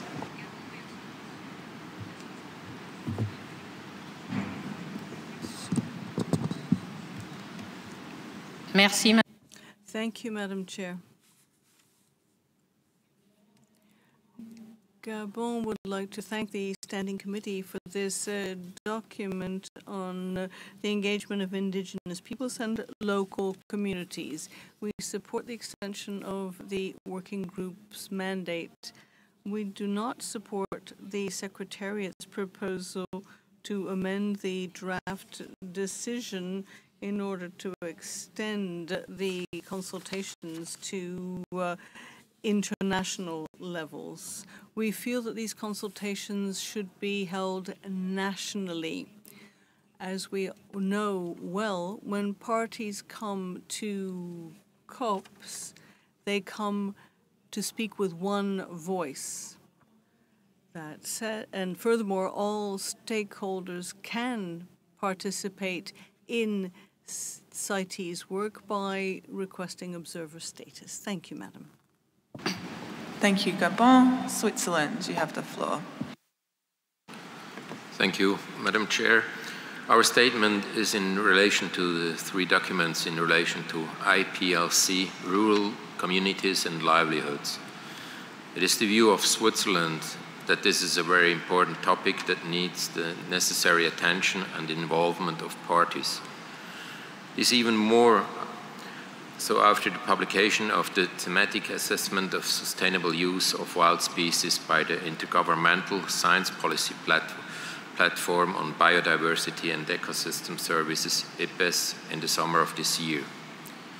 In this assessment, the importance of use of wild species for local communities and their livelihoods and the lack of their involvement in the decision process at an international level are clearly highlighted. That is why the Standing Committee also proposed decisions in relation to the analysis of these outcomes in CITES for CITES and proposed decisions accordingly in document CoP19, Doc 17.3 on CITES. It will be very important when refining these decisions in 17.3 into terms of reference for the relevant work that it draws from the experience made under the work presented in Agenda items 13, 14, and 15, and does not create duplicative work, but that there is communication between these two work streams. Thank you, Madam Chair. Thank you, Switzerland. So I'd like to open the floor now to observers.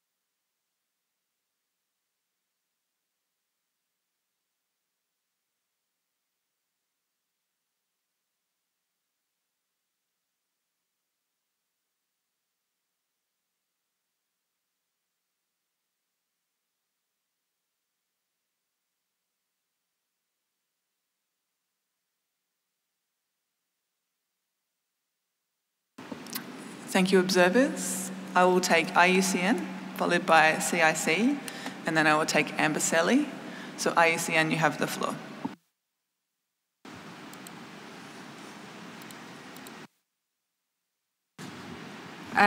Thank you, Chair. This intervention is on behalf of IUCN, Traffic, and WWF.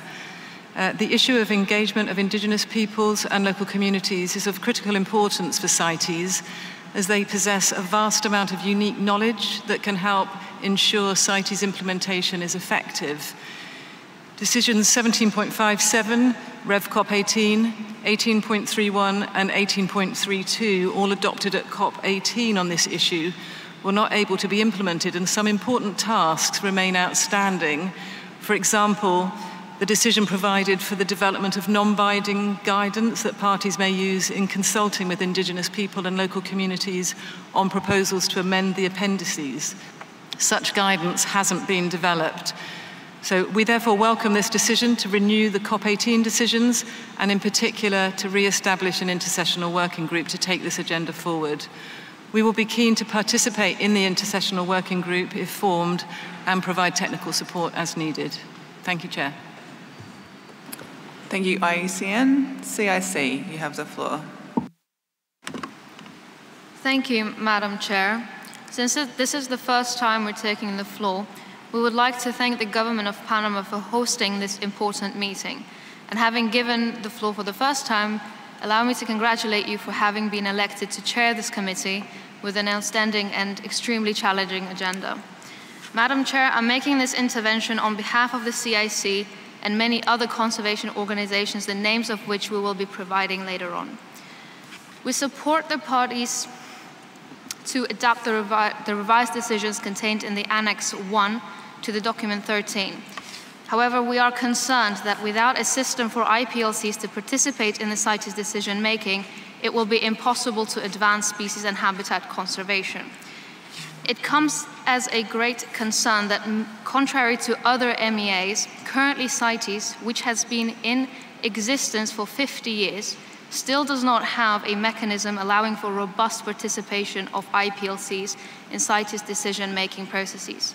Without a proper system or an established process which will allow for the IPLCs to participate in decision-making, CITES will fail to enhance significantly the principal conservation objectives that it might otherwise achieve by fully including IPLCs in the decision-making mechanisms of the Convention. One way forward, to which we would fully agree, would be encouraging parties to allow IPLCs both on the national and international levels to better engage in the decision and implementation processes as proposed by the CITES Secretariat through the Annex draft decision. However, having dealt with this issue for at least 6 years, we do not have the luxury to further delay this process. There is a sense of urgency in establishing a comprehensive mechanism for IPLC engagement in CITES decision-making processes. To conclude, Madam Chair, we would be pleased to join the working group and contribute to the process. Thank you. Thank you, CIC. I will take Amboseli, followed by Ngā on Taranaki Collective. Amboseli, you have the floor. Yeah, thank you, Madam Chair. As a first time to speak, I think it is befitting to congratulate Panama for the reception and hospitality, and also to congratulate your election to chair the committee. Well, I speak in support of extension of the working group's mandate, considering for sure the imperatives of COVID that did not allow proper engagement that is appreciated by all the speakers. I think it will only be good to ensure that the continuation and as appropriate to indicate that without any insinuation that the delays of the 6 years happened because of this intersessional working group that was only created at COP18. I think with that, we need to just go in the good spirit of everybody appreciating the importance of the engagement of indigenous people and local communities. And we see how to further it to ensure that it's done with the urgency that is required, but has been articulated very well by so many. Thank you very much indeed. Thank you, Amboseli. Ngā o Taranaki Collective, you have the floor. Kia ora, Madam Chair. As it is our first time speaking at this conference, Ngā iwi o Taranaki wishes to acknowledge the people of Panama for your warm and generous hospitality. We also recognise all the nations here and the indigenous peoples that you represent, and we acknowledge your role, Madam Chair, in this important discussion. Ngā iwi o Taranaki is a collective of 8 indigenous peoples from across the region of Taranaki on the west coast of the North Island of Aotearoa, New Zealand. We appreciate the recognition of the need for Indigenous peoples to be regarded as critical partners in these discussions, as we all have a vested interest in understanding and influencing the work of CITES and how it can support the intergenerational and intercultural use of natural resources as it relates to the applied cultures of all Indigenous peoples in our contemporary world. We are very new to this forum, Madam Chair, but we are in total support of the continuation of this discussion and would appreciate the opportunity to work with Aotearoa's Management Authority to participate in the working group during the intersessional conversations. Kia ora. Thank you, Madam Chair.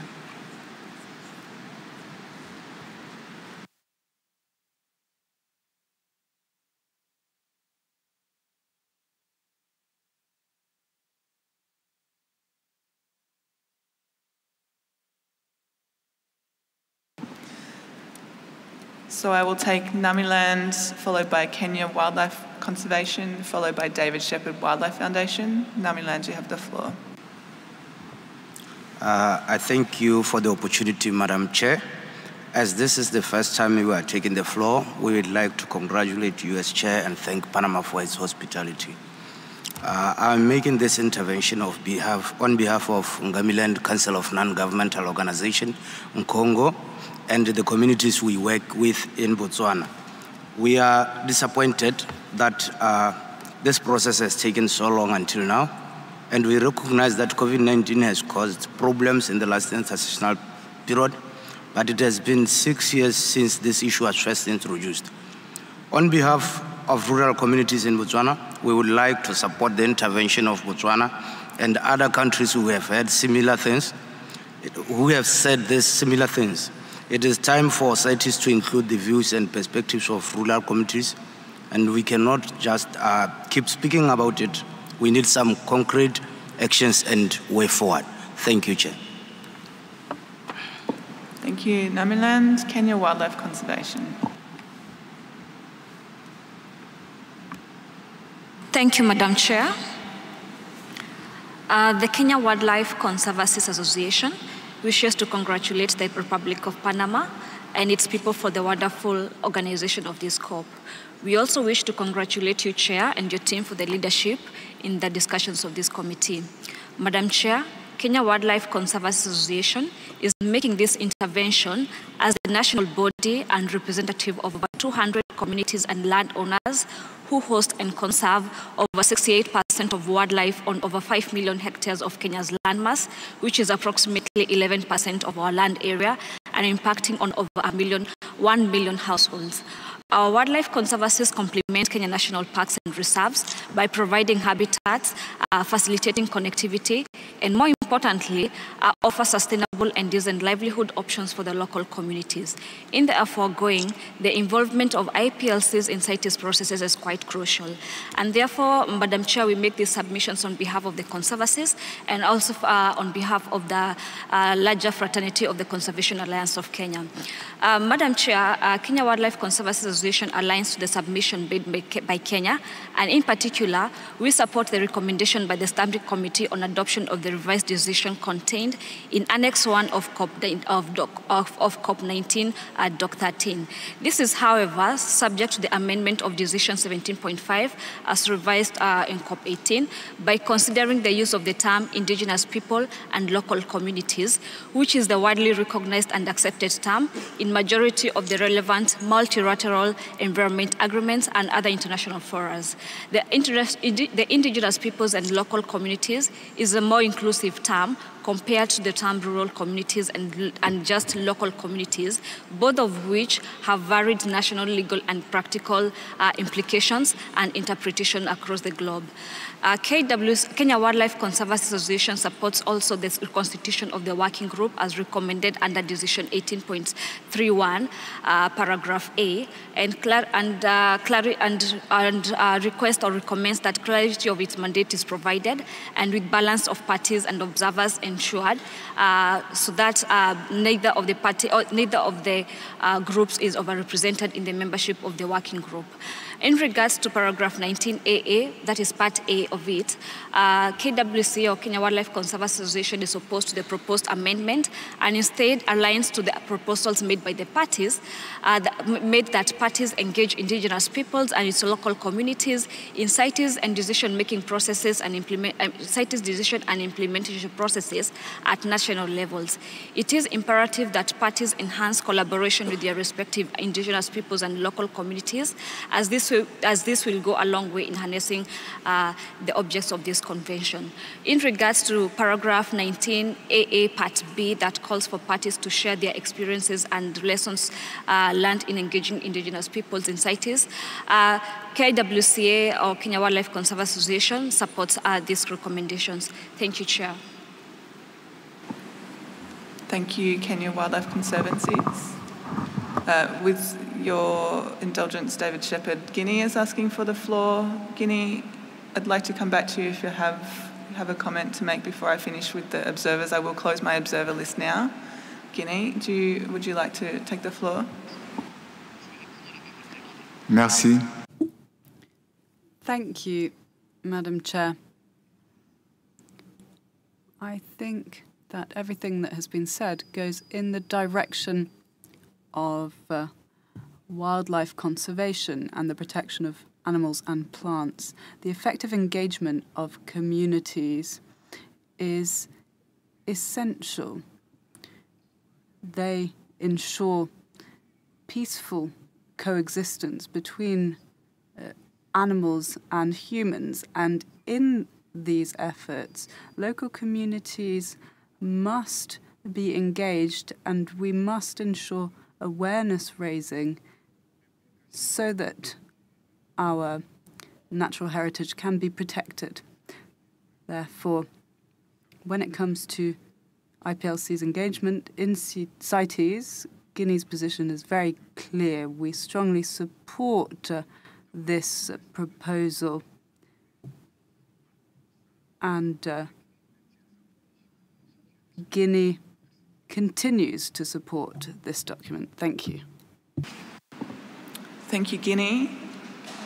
Noting that I had closed my parties list earlier and I'm seeing very strong support for this, I have another party asking for the floor before we go to David Shepherd. I will take the party that's asking for the floor, but then I will move on to David Shepherd and come back, because I think we have a very clear way forward here. So Senegal, you have the floor, but if you could keep it brief, that would be very welcome.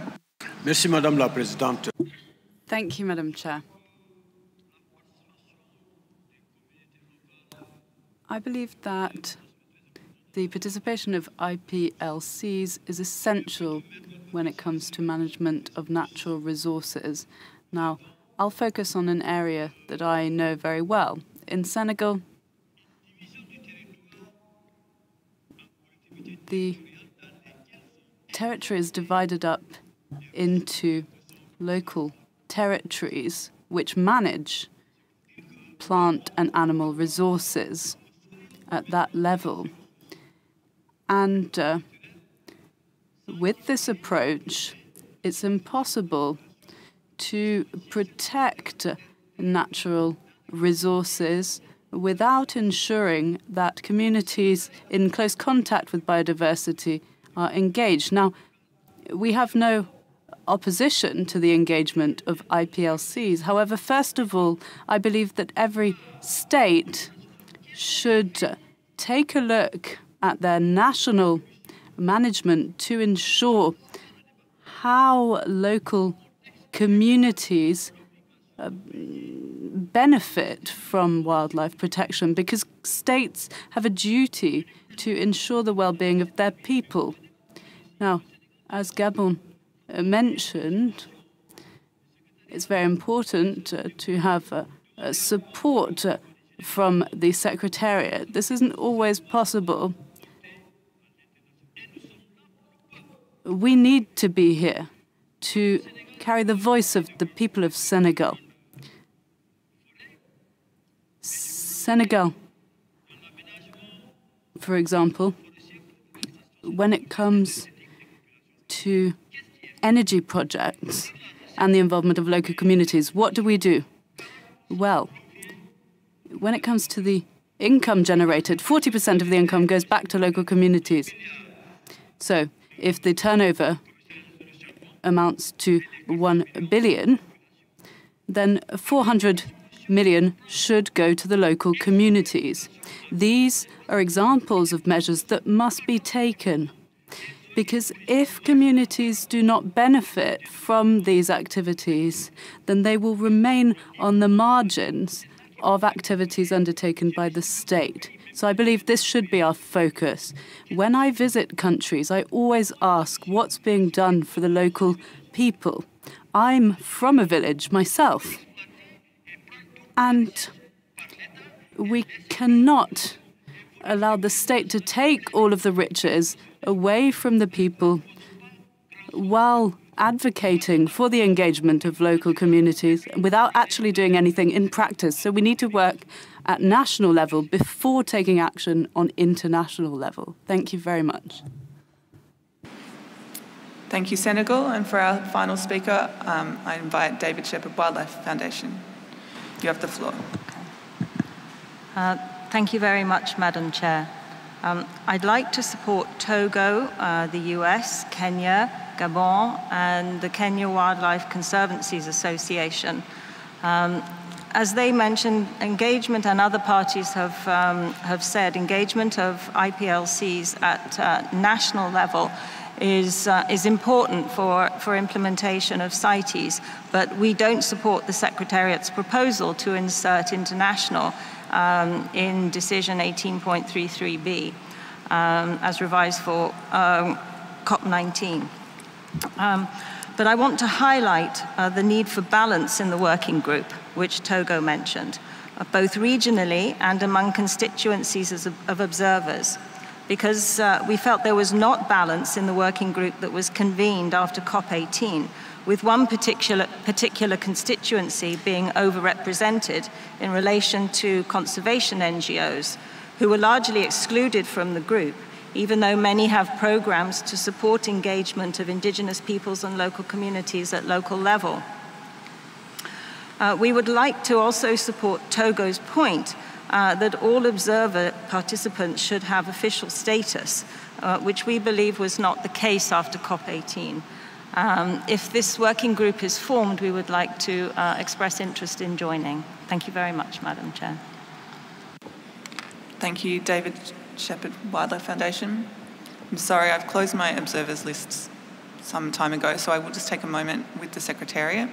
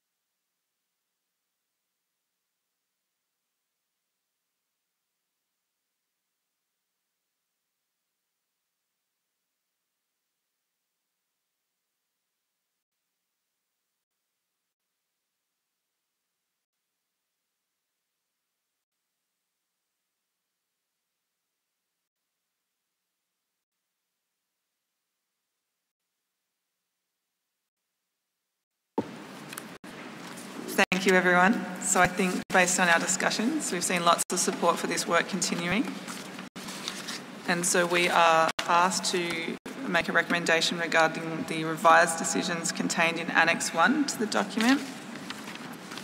So in that regard, I've heard almost universal support for maintaining the mandate of this group as outlined in the decisions in Annex 1. So I'm proposing that we recommend that those revised decisions are adopted. With regard to New Zealand's suggestion that we refer in the decision to COP19 INF 29, unfortunately the Secretariat's confirmed that that's not possible, but we will note that the relevance of that document to this discussion. With regard to the Secretariat's proposed new decision 19AA, we are going to adopt this new decision with the exception of the references, with the exception of the amendments that include the references to international. So the amendments in that section, the deletion of the introduction of the words and international and the introduction of the S on levels we don't adopt. The remaining parts of that decision we do. So we recommend, those are our recommendations to the COP. Don't see any objection to that. Everybody followed. Thank you very much.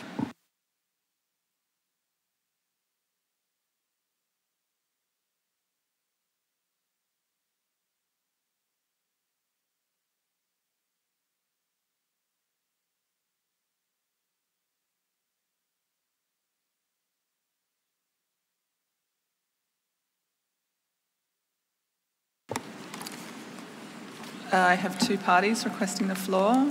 China.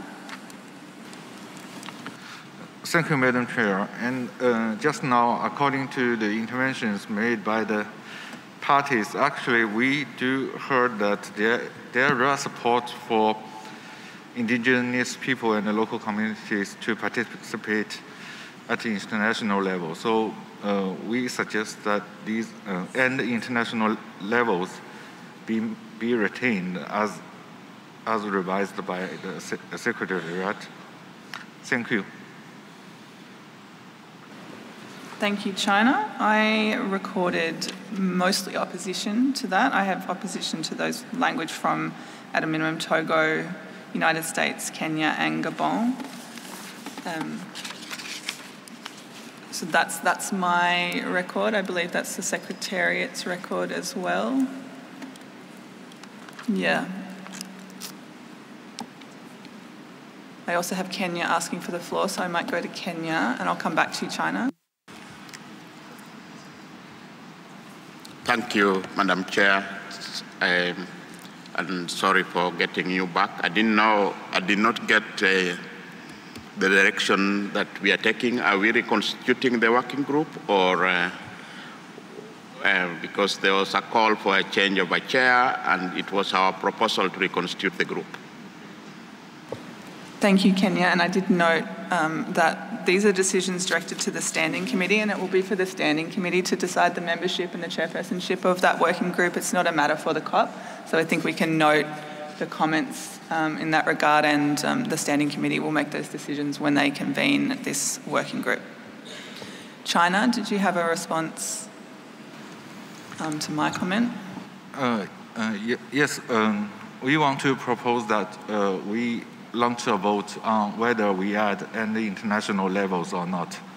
I hope you can accept my suggestion. Thank you, Chair.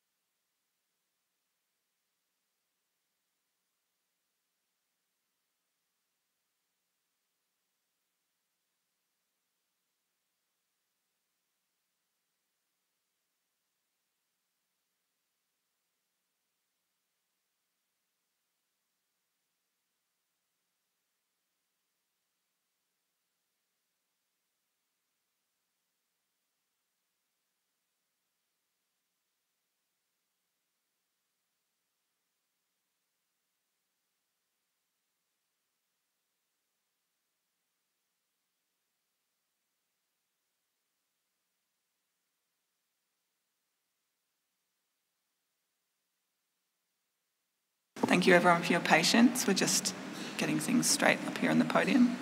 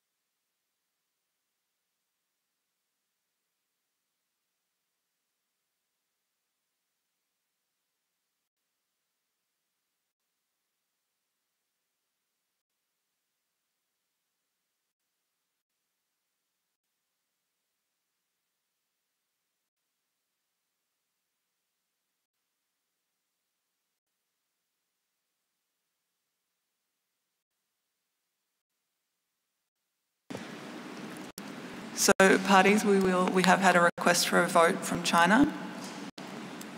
So we will be voting.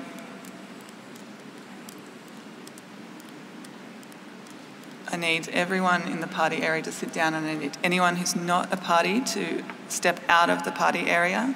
If there are any local staff available, it would be helpful if you could come down and just keep an eye on the space between the parties and the back of the room. I need everyone in the parties to take their seats, please. Anyone in the party area, please take your seats.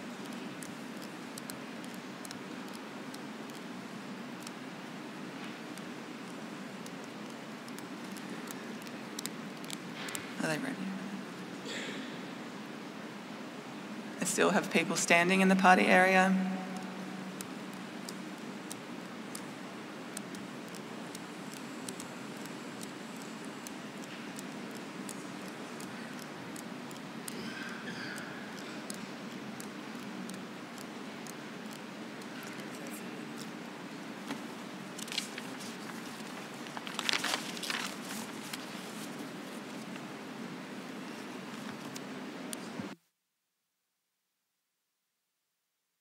All right, thank you. So I will be clear.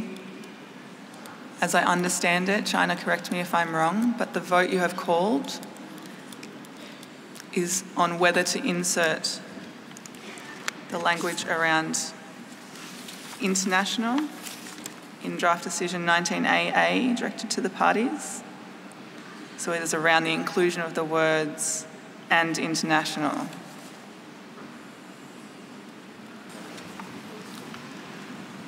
Yes, Madam Chair. Thank you, China. So parties, if you vote yes, to be clear, you would like the words and international, the reference to international, included in this decision. If you vote no, you do not want it included in this decision.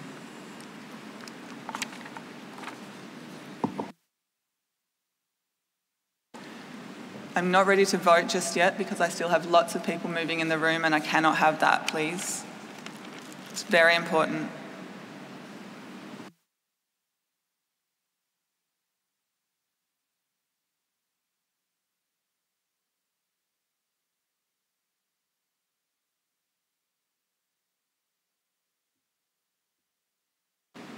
I understand that some people are coming from next door, but I'll get you to take your seats as soon as you can, please.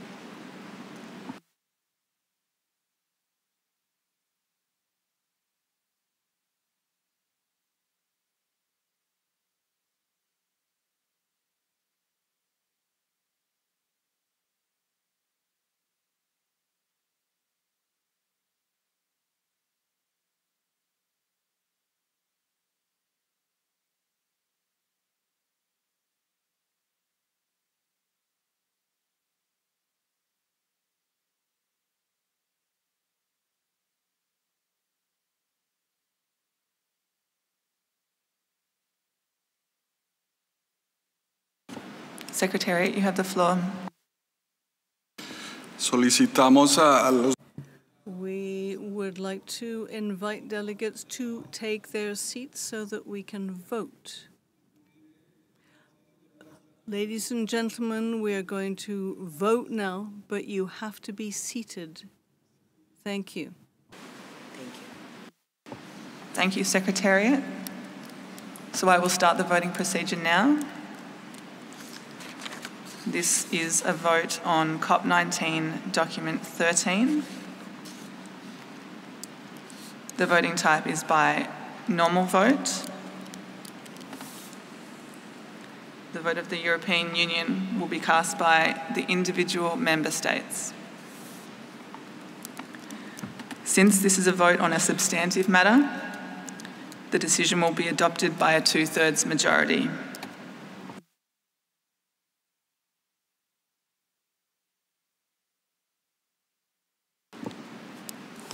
Thank you, technicians. Parties, you have 40 seconds to cast your vote. The ballot is open now.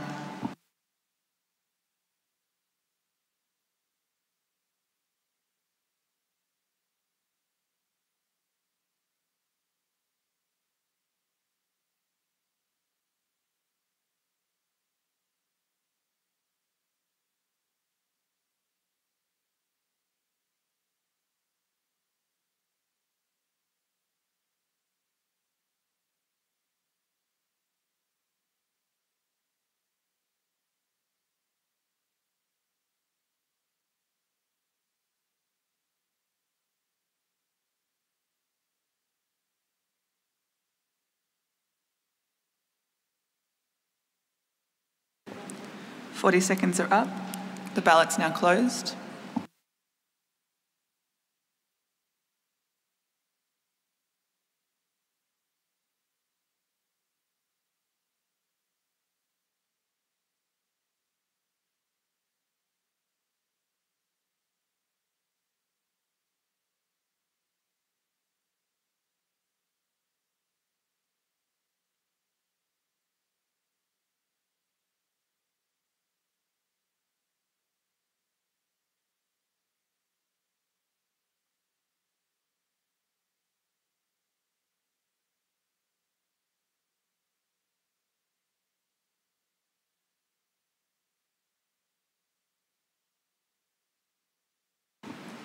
Technicians, please show the result on the main screen.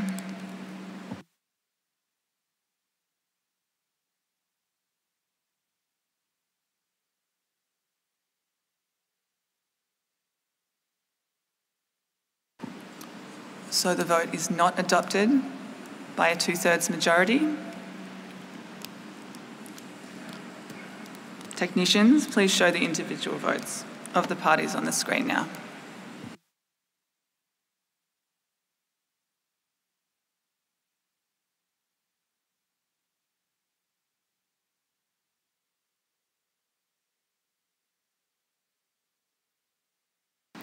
Individual votes will be shown in a second. Thank you.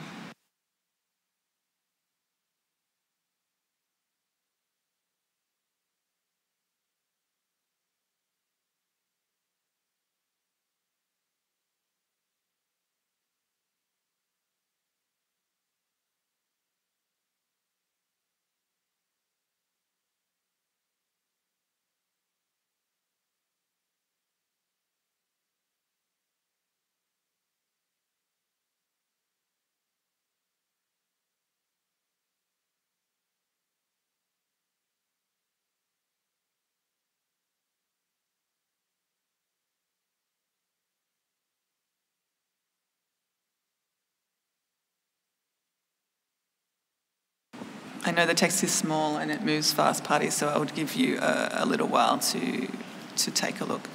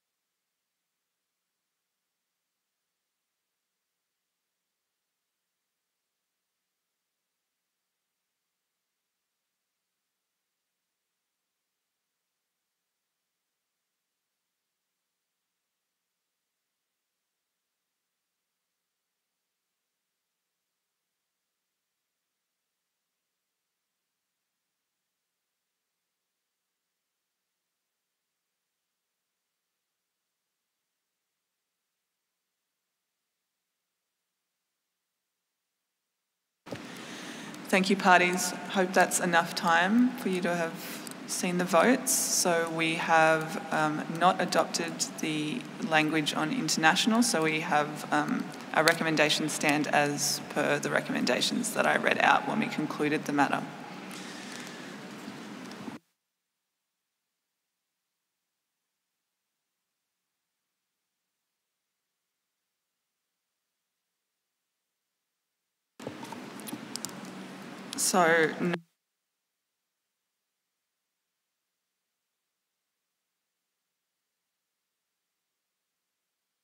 So noting the time and that we have only got 15 minutes before our dinner break, I would like to at least introduce document 14. But we will not be able to finish our deliberations, so I might have it, I have the introduction and then we might finish for the evening and come back. So CoP19 document 14 on livelihoods. This document has been submitted by the Standing Committee, and I understand the chair of the Standing Committee has asked Peru to introduce the document. Peru, you have the floor.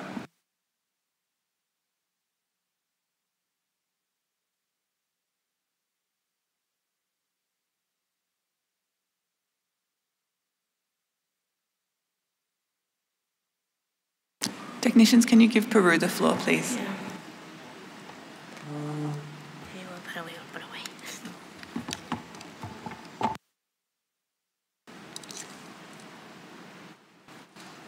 Peru, your microphone is working. We can hear you from your microphone.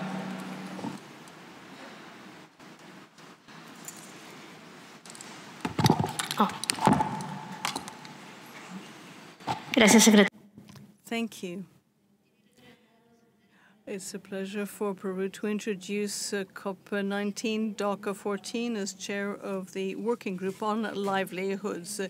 This document provides a brief summary of the Working Group's activities with the Secretariat in order to implement 1833 to 1837 on livelihoods.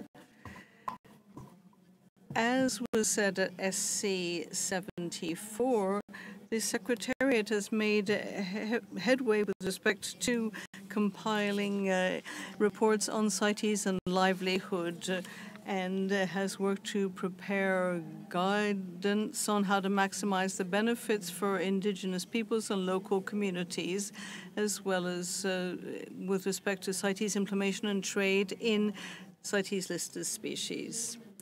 There's also a matter of marks, trademarks, and certificates, and following consultations with the Secretariat and the Standing Committee proposed amendments to COP decision, which you can find in Annex 1 of this document.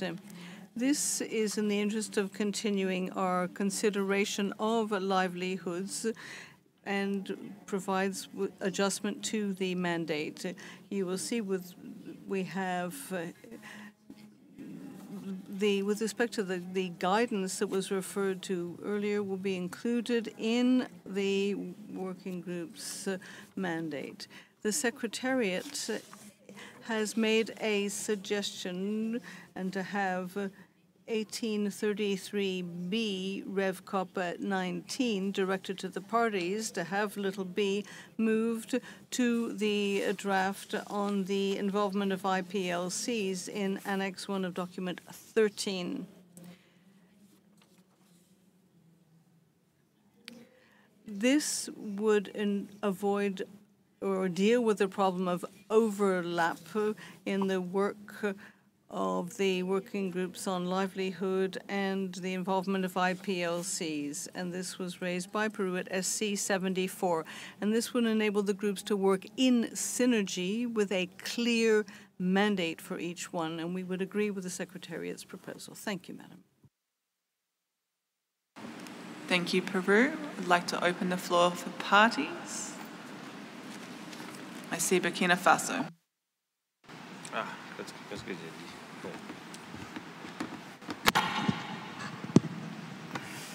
Merci beaucoup. Thank you, Madam Chair, for giving me the floor. Burkina Faso has considered this document carefully and has also considered the report on SC 74's work. We do have some concerns that we would like to raise with respect to decisions 1833 and 5 in Annex 1. We cannot agree the renewal here. This is partly because this working group did not really involve parties enough and did not consult the questions before it closely enough and without due transparency. Further, the case studies that we have in Annex 2 and the guidelines are biased as we see it and do not they look at the value of appendix least listed species without thinking about the costs or market structures that determine how the benefits of this trade is distributed and what its sustainability might be. So we would suggest that 1835 Rev CoP19 not be agreed, or 1837 Rev CoP19 with respect to the working group's mandate on CITES and livelihoods. Thank you. Thank you, Burkina Faso. I see China.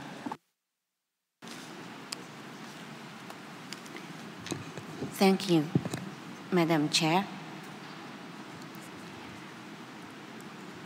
local livelihoods are the fundamental basis for conserving species. Giving due attention to the importance of livelihoods in the decision-making processes of CITES is lagging behind the progressive trends worldwide. It is not in line with Sustainable Development Goals and the UN resolution on the human right to a clean, healthy, and sustainable environment.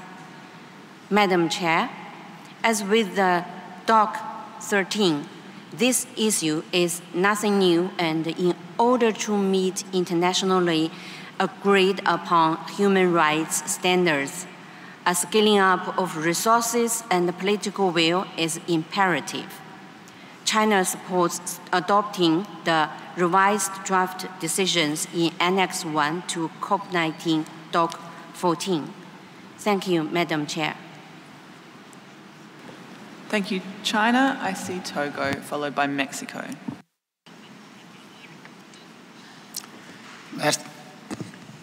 Merci. Thank you, Madam Chair. Togo supports Burkina Faso. Local communities traditionally play an essential role in the conservation of wildlife. Their cultural ties with nature, which has evolved over centuries, involves a number of fundamental factors when it comes to biodiversity conservation and the protection of livelihoods in a truly sustainable fashion. When you look at the environmental impact of the use of these natural resources is a part of how we understand our local communities' cultures. And we also have to deal with the threats to wildlife. We feel that having more intense exploitation of natural resources and international trade cannot help deal with poverty and the economic insecurity that our traditional local communities often have to face.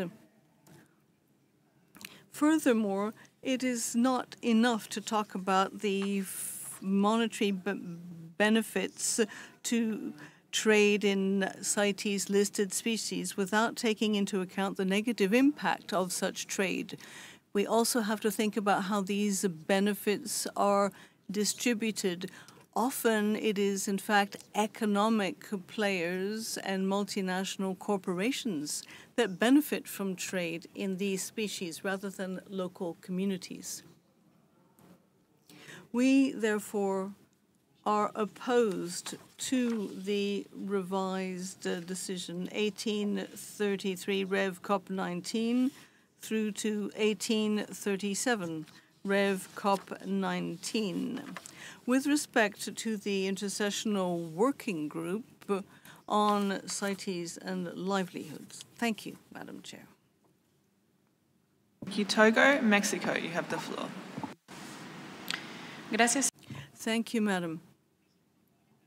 Mexico supports the renewal of these decisions in order to continue our work on livelihoods, including case studies that would enable us to identify good practice and the lessons learned.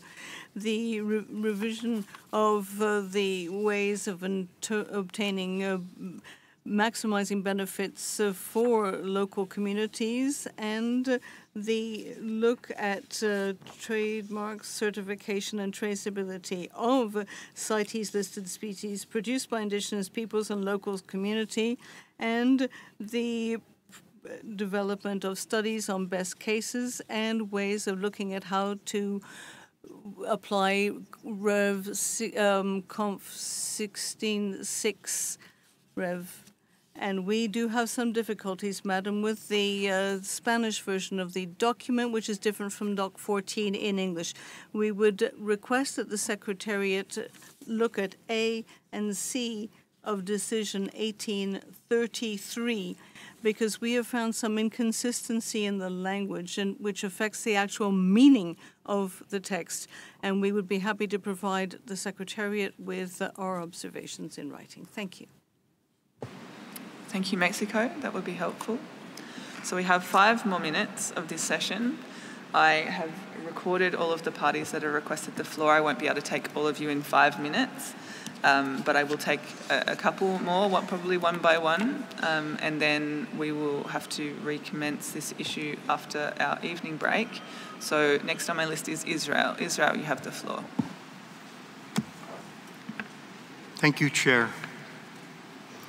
We are uneasy with various aspects of the proposal, and particularly those that seek to promote various aspects of the trade.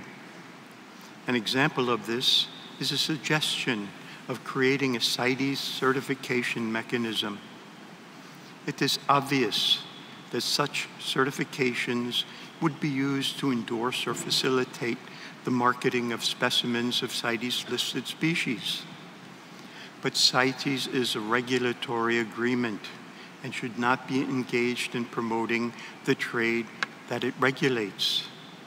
Annex 4 of this proposal includes a table listing 7 examples of organizations that apply certification standards.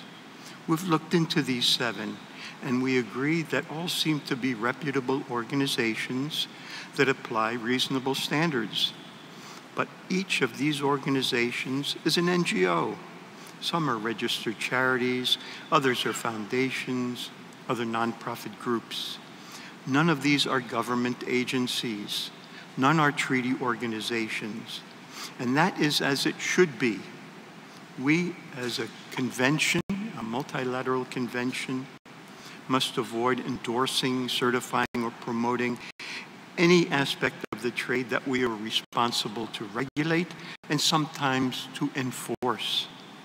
Chair, we'd prefer that the COP agree that the tasks defined in decisions 18.33 through 18.37 have been accomplished and there's no further action required on this matter. Thank you. Thank you, Israel. I think my final speaker for this session, noting I have captured the parties who are on my list in front of me, so we will start again with the parties who have requested the floor. Maldives, you have the floor.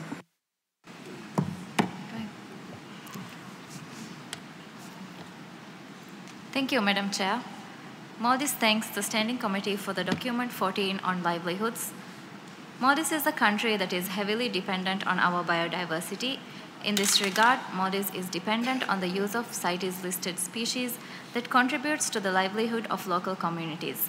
As such, with previous COP listings, there has been involvement of management authority and scientific authority together with stakeholders in facilitating sustainable trade of these CITES-listed species. We therefore support the draft decisions in Annex 1 of this document. Case studies on livelihoods related to CITES species would be very beneficial in the conservation and sustainable use of CITES-listed species. As such, best practices and lessons learned would help policy recommendations. We therefore support the draft decisions presented in Annex 1 of this document. Thank you, Madam Chair. Thank you, Maldives.